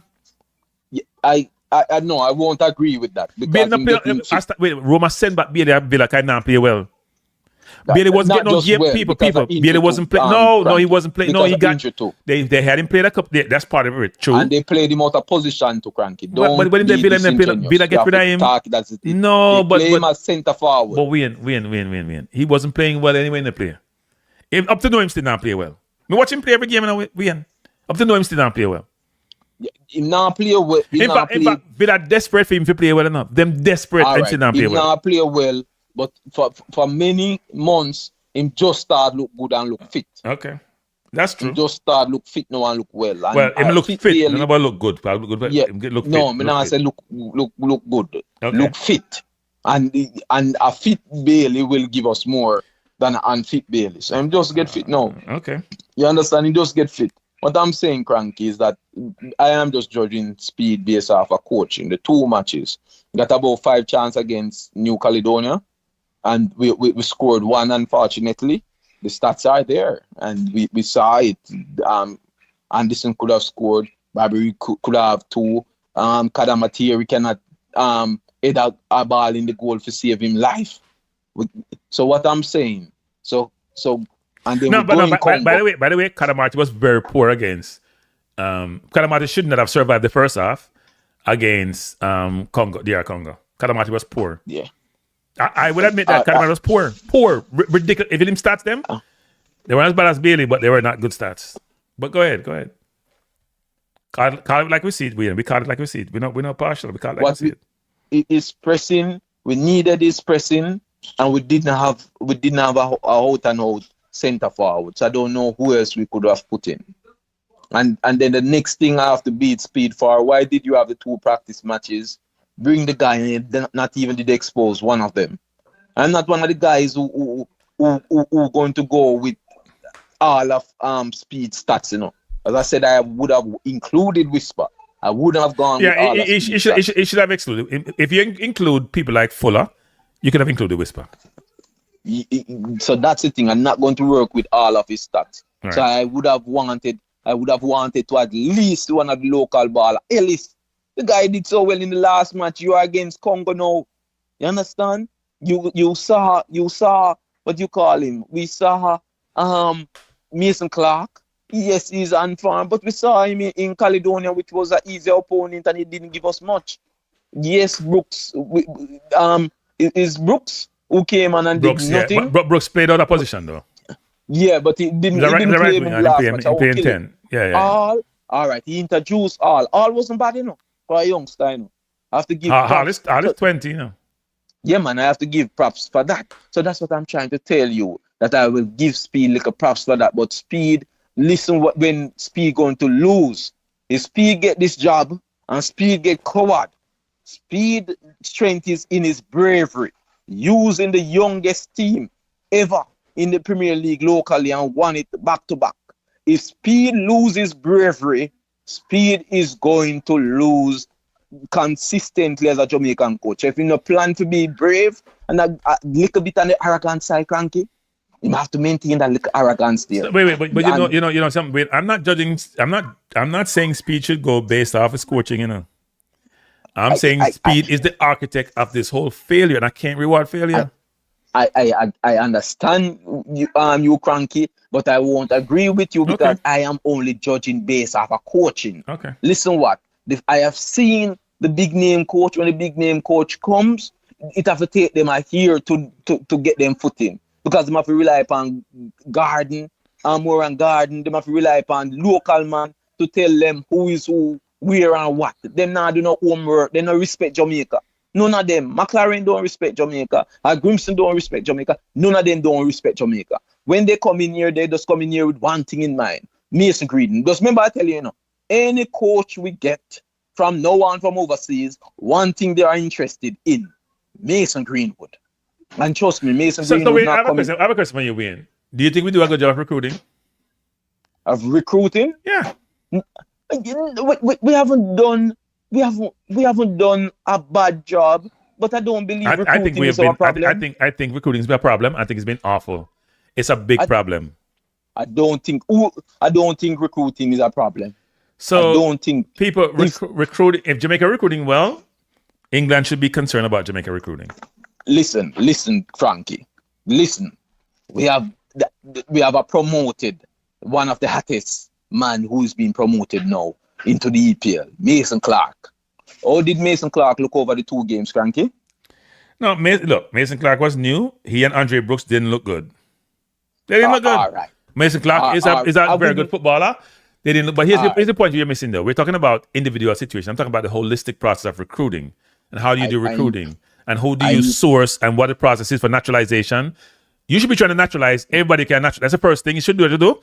Even all right, Kranky. Right. So, but wait, Wayne. Here's the thing, Wayne. If you're recruiting, you have a system and a process to how you want to bring players on board. As the president says, you can't bring everybody one play for Jamaica because they may not be good enough. I totally agree with that. But do you have a comprehensive, well-thought-out recruiting process about how you source players? When does the process start? What's the middle of the process? What's the end of the process? All right. All of a sudden, Rudolph coming, 3 players coming from nowhere in no time. One of the players them has been on speed list, 50-man squad for the last 3 window. Never bring him in Tyrese Hall. Now him just come in. And I played him away for 2 years. Frank, you're not taking the biggest thing into consideration. Which is? Do these players have Jamaica as number 1? I always take that into consideration. But if you're not competing for me, how would I take you for anything? Except how can we compete? How can Jamaica just like how Patty Shop Morocco compete? No. Just like Patty Shop. That's what you're doing wrong, Frankie. No. You guys keep comparing Jamaica to Arsenal, Jamaica to Brazil. Wayne, like I hear. Wayne. I hate to tell this, Wayne. I know how Wayne. We had 14 players for the under 20, Wayne, 2 years ago. All had their papers, including Tyrese Hall, by the way, and including Andre Brooks, by the way, who didn't get his papers, but who want to be a part of the process. 14 players from Tottenham, from Man U, from Arsenal, from Chelsea. We brought even the kid named who are playing at the Unity Cup now, named Johnson, who playing first division in Holland. You know what we do? We say we don't want none of them. That's why them fire. That's why them fire. What name? Wait, no, we're talking about recruiting. That's why them fire John Wall. Okay, we want to bring them in and then I want them. Facts. These are facts. These are facts. All right. I can't go around the facts, Kranky. Okay. However, I'm still saying, Kranky. I'm saying some of the cases the players might not want to fully commit. That is true, and you know what? That's fine. We can live with that. That's fine. However, I'm moving beyond recruitment. Right. I'm moving beyond recruitment. We have the likes of Bobby Reid, who is a veteran in the Premier League. Yes. Who scored good amount of goals, even this season that he's being relegated, scored about 5-6 goals. We have the likes of Palmer, who is just named player for Luton for the season. He just went there just 3 months ago, Kranky. Right. We have the likes of, as I said, we just had Mason Clark. I can go on to Lottie Bodier being promoted to Premier League. Gray, who had how many goals for Birmingham. I can go on and on, Kranky. So I'm trying to let you know, Kranky, that even if we should even get the likes of a Mason Greenwood, just like when Antonio was coming, and we all heard Antonio was coming, we thought Antonio could be the savior and God. Similar like how when Jermaine Beckford came, we thought he could have been the God. When Marlon King came, we thought he could have been the God. Marlon King was good. Don't put Marlon King in that makes sense. Marlon King was good. I was there, Kranky. But Marlon King was good. I'm not talking about who not good from who not good. Right. I'm talking about us thinking that the players who we are getting, if they are in good leagues, in good form, that is going to translate and move Jamaica football forward. It did with Curacao. Don't you realize there's only one thing that's consistent in this whole thing is the administration? Wait, no, I'm landing, Kranky. I'm landing. Okay. We get the likes of West Morgan. You know who's West Morgan? I do know West Morgan. Was a Leicester's captain. West Morgan? Yeah, but he played well in Copa.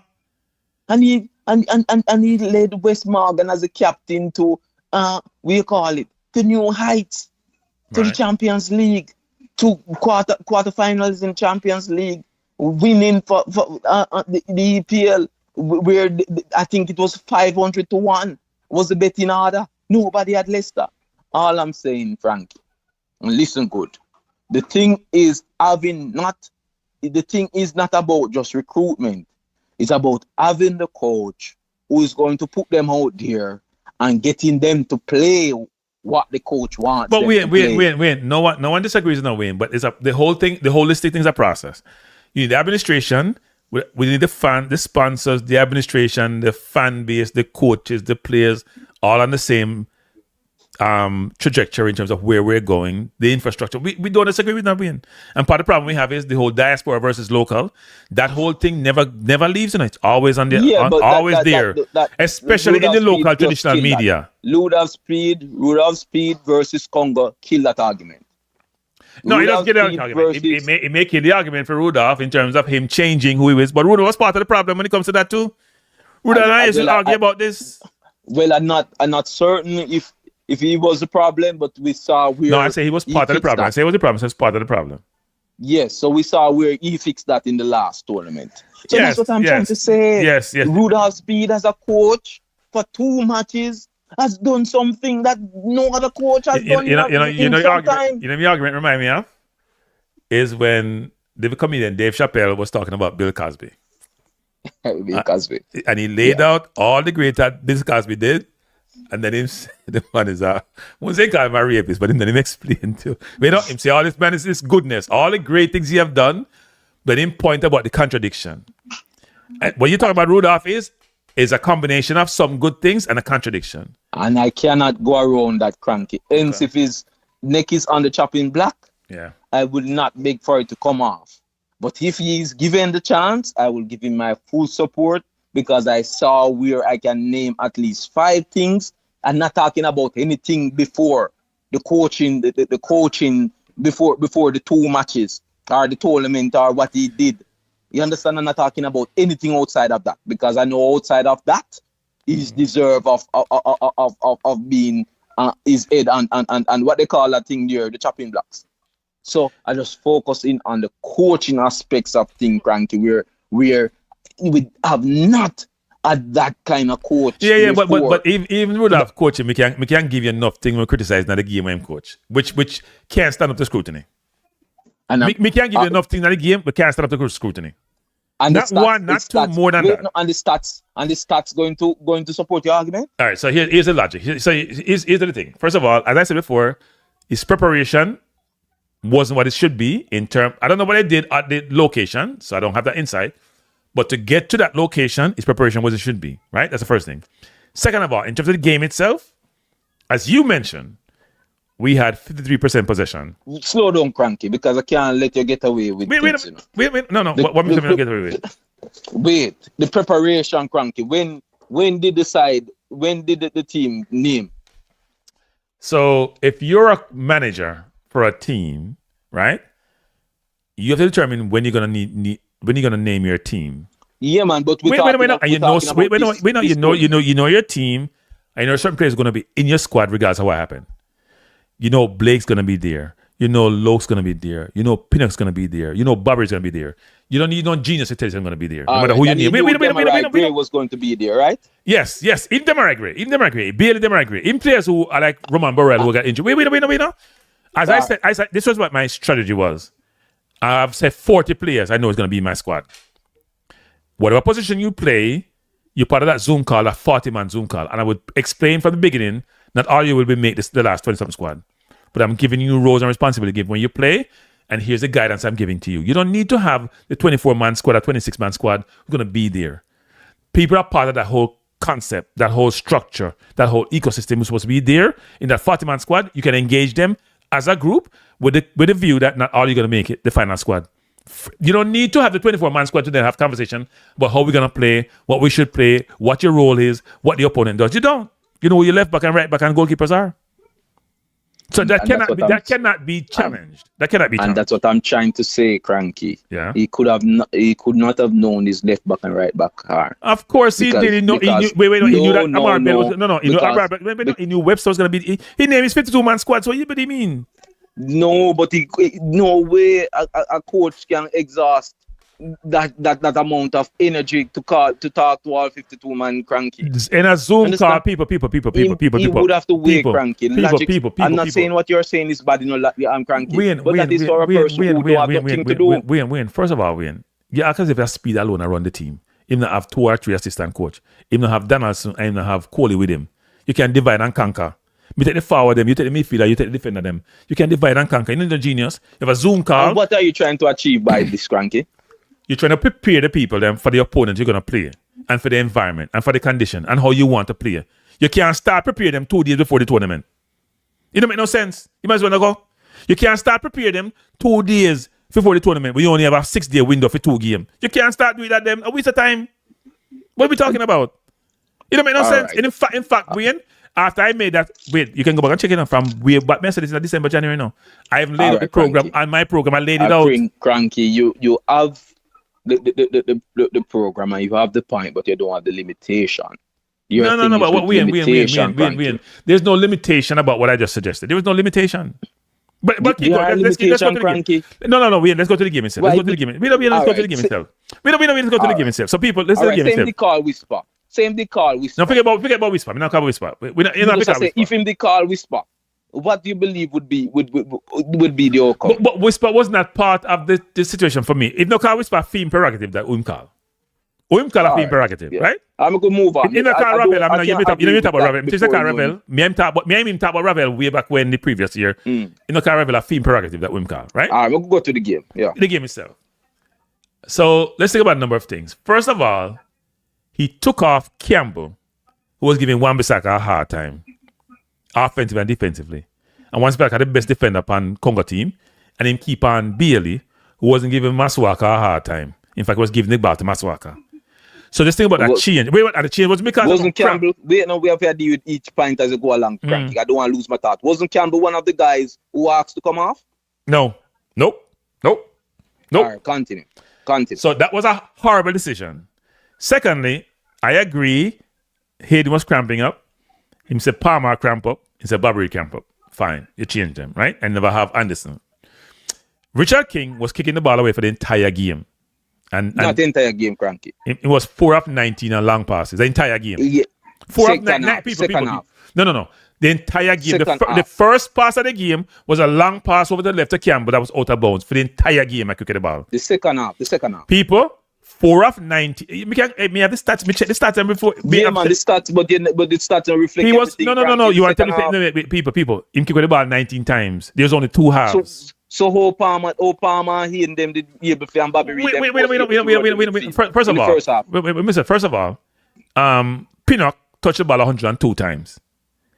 King touched the ball 70-something times. We had a lot of touches. We were talking about Wayne. You talk about somebody who studied this thing, who knew what we're doing, who knew how to turn over them, Stats are important, just like the eye test. If we touch the ball 102 times, people so enough touches that. What they said should happen to King? Somebody should have instructed King that we not just kick with the people in ball. Because when you turn to the opponent, you give the opponent the ball 15 times and be able to give them 30 times. That's 45 times. And you remember what happened to King in a Caledonia match? Nah, what do you mean in terms of what? Where he held on to the ball looking for a pass and we saw one of those guys. First, we can't use those mistakes as the criteria for assess. No, you can't pass the ball to somebody, You have to try to do something stupid like him do, like New Caledonia and give it a goal. And the man have scored. No, it's not mistake. So I'm saying it can be psychological. That can was be a psychological problem. Well, you know what? Then put somebody else over there. Then put Latibody right back. I've sent off. Can play the Coventry. And put Ian Frey right back. And what they do with King? Put him on the bench. King can't bench. Cannot bench. If Jamaica go to penalty, King have to be the first one to take it. So King's a better player than Latibody here. King is a number 1 penalty taker in Jamaica. No. So you can't always put him on late when the penalty time come. You can't put him on late. Wait. You can't always put him on late. You can't always put him on late. That's what a lot of people did. Put him on late. King is not a better player than Latibody here. Okay, we answer the question. Is King better than Latibody here? Yes or no? King is the best penalty taker. Wayne, we're playing a 90-minute game. We can't have enough penalty yet. We can't play a 90-minute game. King 120 minutes. is the best penalty taker Jamaica has. Wayne, answer the question. Is King better than Latibody here? Not a centre back. So when they do centre back, then we're talking about what we people. Me pick my team. Me pick my team. And I pick my centre half. And I pick the penalty best penalty people versus the better player. That don't make no sense to nobody. No, he was already on, and him and Pinnock have the chemistry. So that's the thing. Him and Pinnock have the chemistry, so that gave him the starting. Afterwards, he was making the mistake. It was very difficult because these mistakes weren't resulting in a goal, but it was super difficult. But it wasn't for helping the team him. because people, every time you lose possession, you can't score, People see the mistake that in ball now win. We lose about 45 times between two players. 45 times between two players. That's a big deal, When we get that Jamaica Kranky, Ian Frey, well, after I leave the middle and go right back, you know him look damn good. Yes. That's why you should start And right what back. happened? You should start right back. What happened? You should start right What back. happened? I am give the corner with the goal, Yeah, but people, corner, you should defend, you think defend. No, people. He gave We're away not the people. corner for the goal. That's so unfair, people. Corner and goal are He two gave different away things. the corner for the goal. The goal was a chip over somebody. That's where you're too short. No. That is football. That is football. No, man, we don't blame him. We just tell you how football Ian Frey played better right back than Lati did. Lati struck that right Ian back. Frey did look damn good at right back. Lati struck that right back. I can't go around that. But the end of the day is King could not come off. King would have to die out there. Okay. Frankie. That's the problem. Because King don't. You see, hear me I say it again? Why I keep saying it and saying it and saying it, until you say yes. I've not agreed that King is the best penalty taker. I am not saying that good penalty taker. I'm saying this. I'm not picking my side based on best penalty taker. But when the penalty taker. No, but Kranky, that wasn't the thought process. Picking the side, Frankie. Why but King keep the people in ball. If you have them, him already on for the field. Wait. You know what Rudolph said? When people ask him about the kick with the ball by King, because why is everybody asking about the kick with the ball if that was not a theme that people saw? Yeah, man, that was really bad. It was really bad. Then you can't justify it. If you want to play the ball, they take him off. If you don't want to play the ball to him, I'm saying they rather the kick with ball than take off the best penalty taker. King shouldn't start over Latibeer at centre half anyway. That's my feeling. Especially in a nerve-wracking situation like this, where you need somebody to score the first penalty. Here's the question, Wayne. Here's the question. We're talking about take-off. Yeah. Did anybody tell King to stop kick with the ball? Let me see if anybody approach him. No. You're nervous. They had breaks, people. They had breaks. They had what they call hydration breaks. Multiple hydration breaks. So somebody can talk to him and say, you know what? Stop kicking the ball. I think they were all nervous, Kranky. After the as I said, the kick with ball didn't become obvious until the second half. And in the second half, Jamaica kind of lose it little where the nerves start kicking more, where Congos keep attacking and attacking. I have to give Pinnock, yes, you beat Pinnock 100%. No, Pinnock played brilliantly, but that means he should get beaten 100%. Before. He played brilliantly, but he should have get beaten before because Pinnock wasn't playing no football. Yeah, man, I agree. So you take off Campbell, which will make no sense to me, and then you keep on Bailey, who the worst player on the field, and the best Congo player. Bailey was the best Congo player, and you put on Cephas as a centre forward, which put him out right. And as you move out right, you look effective. As you move out right, we're talking about the game now. Wonderful one. As you move out right, you look effective outright, don't it? Wonderful. I will beat him for that. However, I think he said something happened. What did Speid said? Why Speid again? He might talk about say people are cramp up and you know give no explanation. Make no sense. All right. So that's the thing, If we don't have for me, Frankie, I cannot be judge rational if I don't have furnished with the information. I don't know why he would have put Cephas there, but I saw where he corrected it. Same like Ian Frey. I said Ian Frey mustn't play our midfield for love nor money.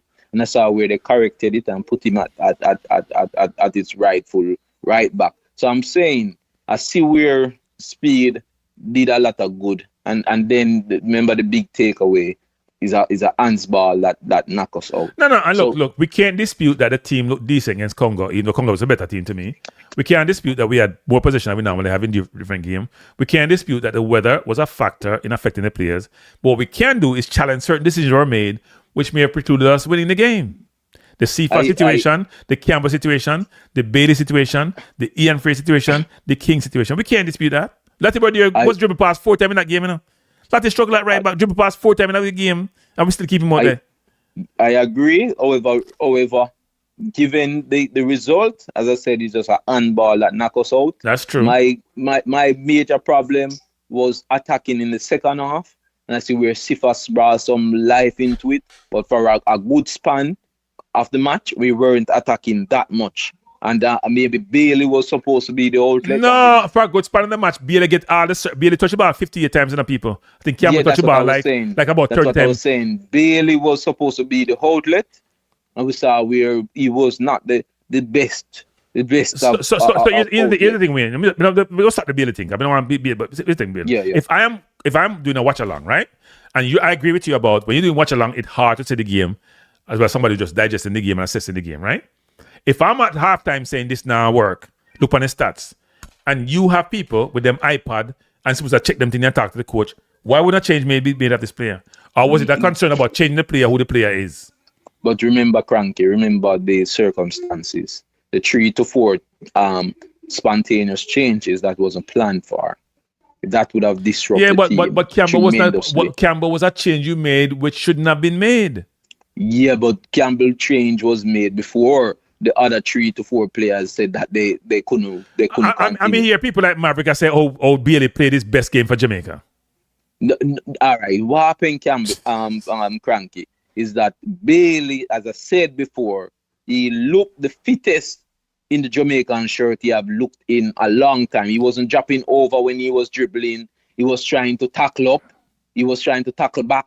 He was getting back and trying to. We saw where he took a shot. Yes, he played hard. He's the only person who took a shot. He took a header and a shot. I agree with that. All of wonderful, wonderful. Although I believe that Sifas dribble that Bailey should have just put a foot. If that little near post cross that Sifas made, yeah, all I believe Bailey wanted was just to put a poke in it. So I don't know. But then again, what happened, Kranky. We are disappointed. As I said, Speid was a part of the failure. I can't defend him fully. But so how you going to defend him now if he be the coach when he failed miserably in all the other roles?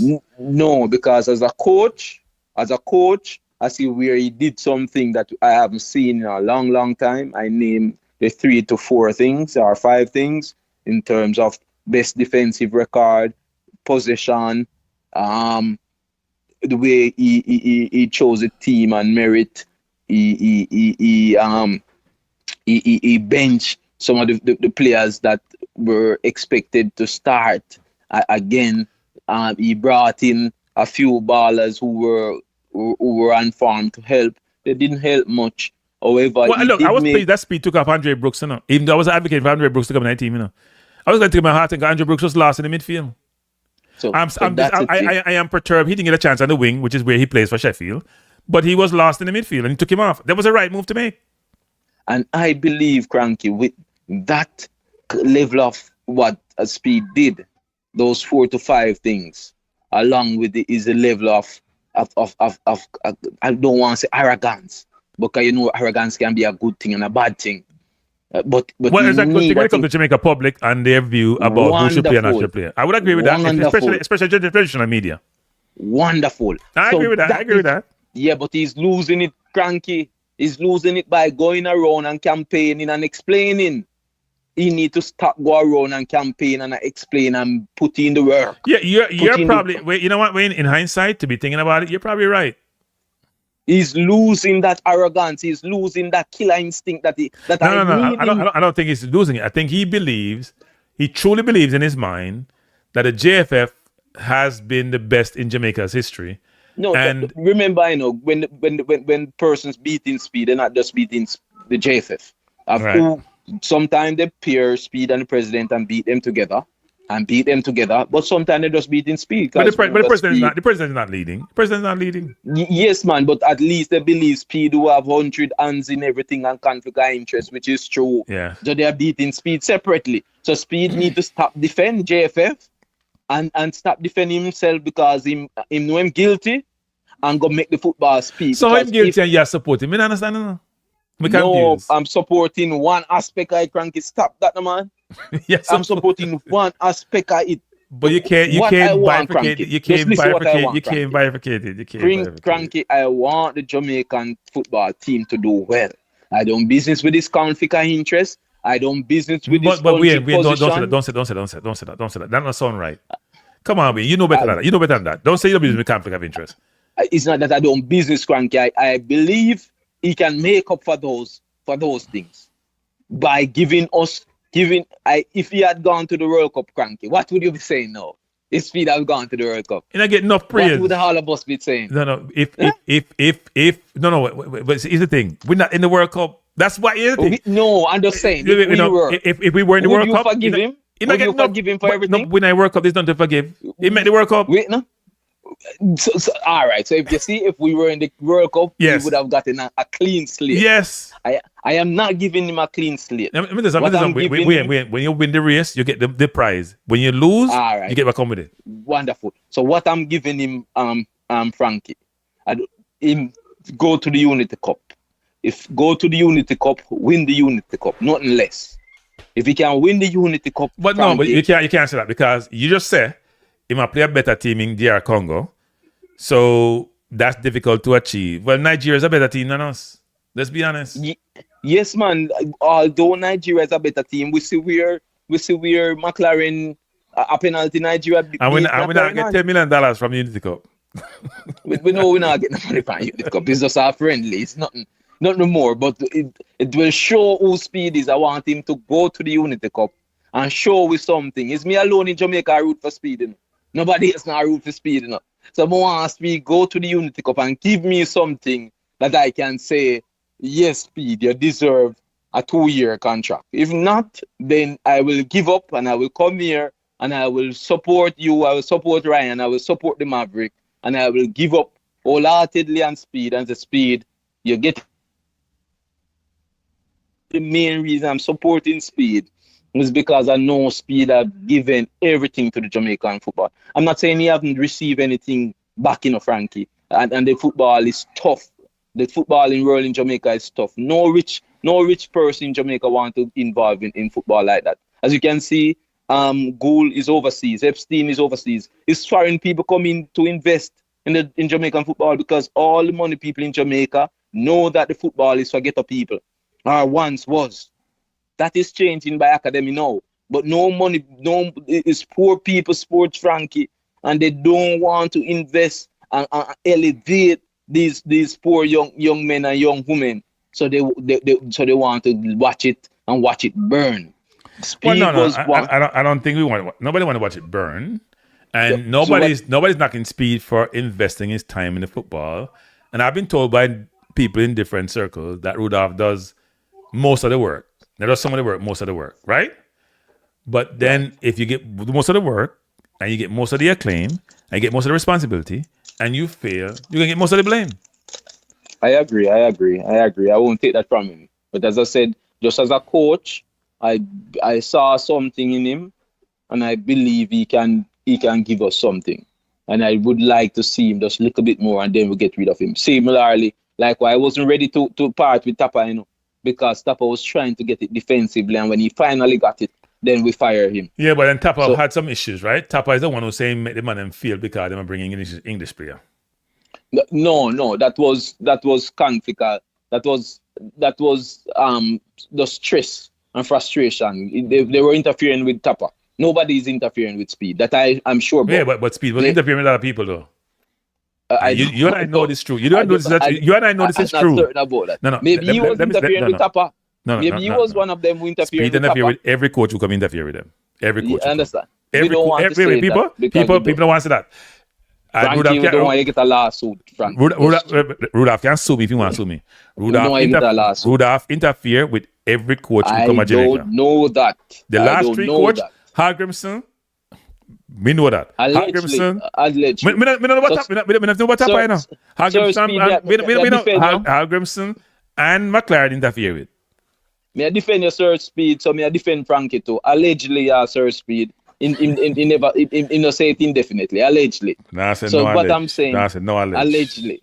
So the thing is, we know Tapa was being interfered with.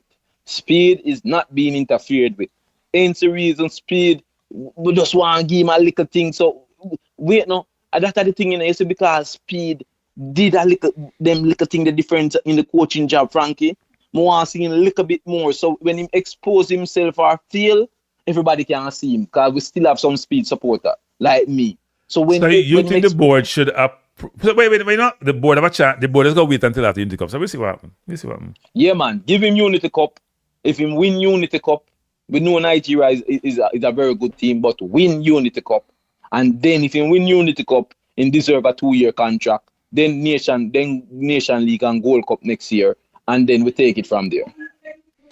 Because especially remember we saw a millions of coaches from 98. A million. And those coaches didn't do No. We're not much. saying, here's what we're saying, which is do a proper coaching search. Don't be lazy in your coaching search. We were lazy with McLaren. McLaren was a lazy search. I said that from day one. Okay, I understand. McLaren was a lazy search. Do a proper search. So all the money factor going to come in now. Yeah, but I'm saying that's all part of the whole equation. You do your search. You set expectation up front about what you can afford to pay.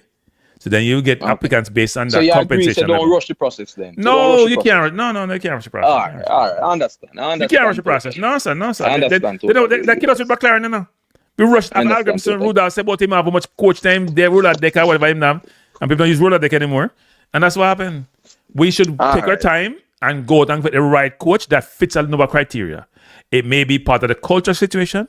It may be the resume. It may be the style of play. All those factors need to be considered in making an informed decision about who the coach is going to be. Don't go rushing or hide on quick coach because speed convenient or speed will take whatever money. Because people have just banned about $5 million a month.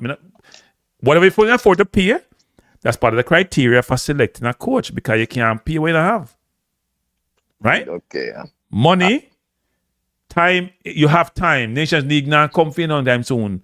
You have up until the end of summer to make a decision. You want somebody on board, if you then figure out what you want to do, because Nations League will start after that. You have time. Don't rush it. Don't rush it. In fact, you should be doing your due diligence now. First of all, before you go in, I say this. I gave this example the other day. I gave this example tonight. Brighton and Bournemouth are example of how you go source coaches. Bournemouth hire a coach before the year done because them coach them nasty. Them already named the coach. Brighton had De Zerbi, them had one name there from Germany. They have all these coaches lined up and they've had the conversation with them. And they know what they can afford to pay and they know what they're looking for in a coach. We need to do that. We need to have that standard process. Of right, 2 or 3 See what I'm saying? I think you deserve a stipend as the advisor for the JFF sub the committee. You know. I think you can get you're doing a good job and I like your thought process. So you're very rational and you reason with the ball intelligently. So I have to give that to you, Kranky. It was nice reasoning with you. Yeah, man. And we go and listen every time. Yeah, man. Bless. Thanks for calling. Yeah. Let me say something, people. Not because we disagree with somebody means that we shouldn't listen to them and their perspective and their view. Me, 1 second, people. 1 second, people. Me have to take the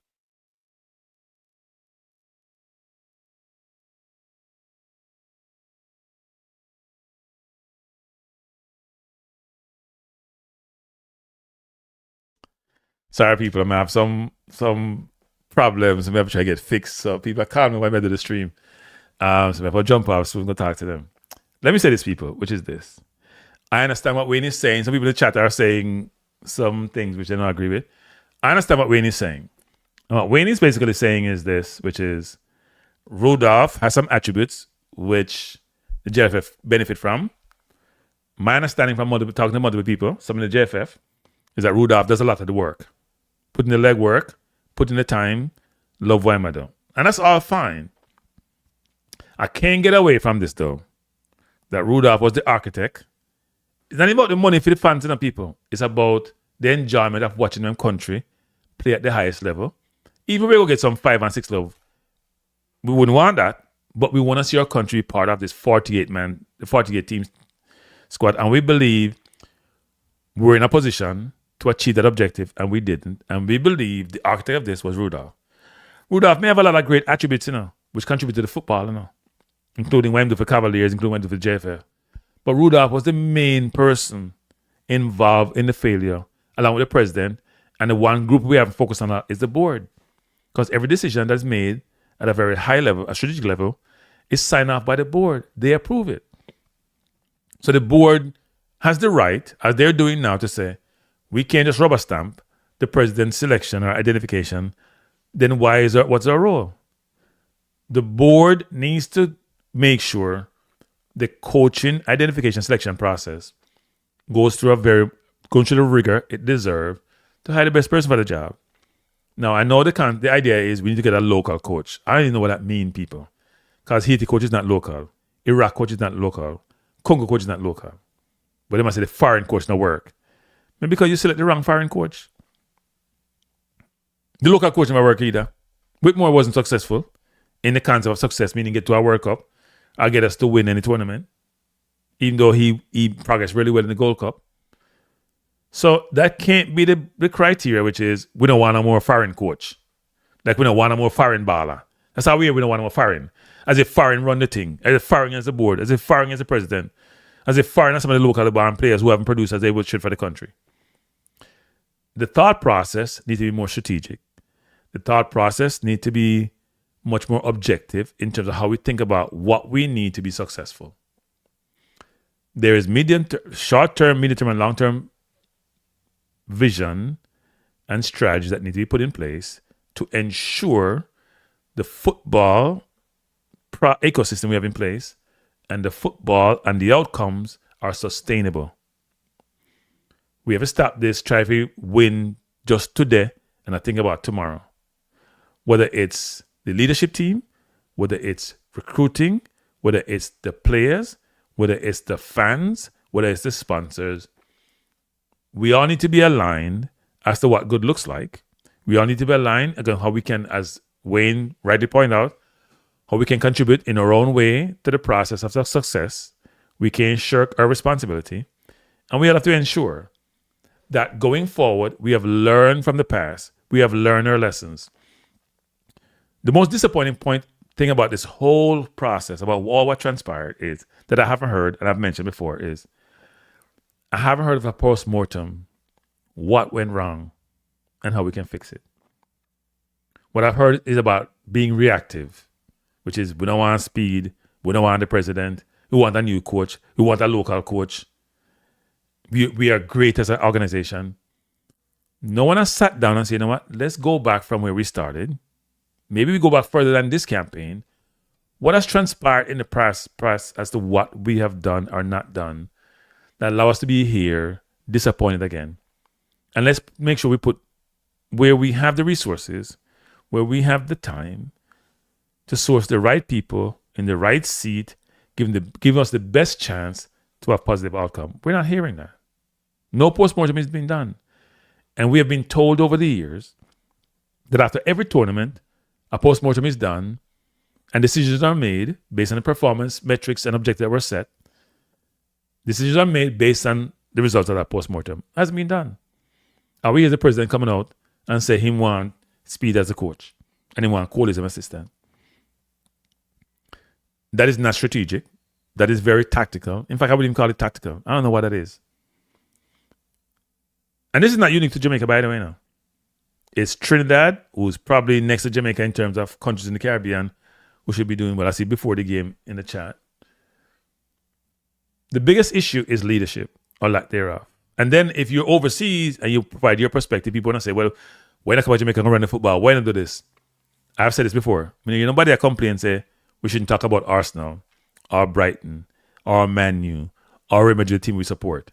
Those who are in the public domain, those who are pundits, those who are, but all of a sudden when you come to Jamaica, you can't have your own perspective, you can't have your own show, and you can't come in and provide this input and guidance. That don't make no sense, people. Then none of us should watch any football outside the country that we support. My last point is this, is that I appreciate the call, Wayne. I thought it was a good discussion. Some people may not like it. It was a good discussion. And I know that Rudolph was in the chat. And I said to Rudolph, as I always said to Rudolph, this is not personal. This is business. This is business. There's no way that a reasonable person could say the Jamaica fan public, the public, and others who have interest in Jamaica football can sit back and just say, oh, you know what? Let's continue business as usual. When we were given the easiest opportunity to achieve the biggest thing in Jamaica football ever, given the resources that were attainable and what those resources could achieve, and we haven't done that. So I'll sign off by saying this, people. It's very important for each of us to find ways to contribute to the football, whether it's financial or otherwise, or just support. So go out and support the YouTube channel them. And I also think, I'm going to say this, the YouTubers need to do a better job of coalescing. Too much infighting in the YouTubers. Too much infighting in the media space. We all got to dumb down our ego, dumb down our adversities that we have, and all work as a collective to achieve a common goal. So I'm very open to engaging in anyone about anything at any time, even those I've had adversarial relationship with. I'm very open because I realize that I hear in a lot of black media, whether it's the Stephen A. Smith and others, whether it's D.L. Hughley and others, there's so many people in the entertainment space who are black, who have so much conflict, which are out in the public domain. And I always ask myself is, why don't I see that amongst other group, amongst other races? That can't be good. So we need to work.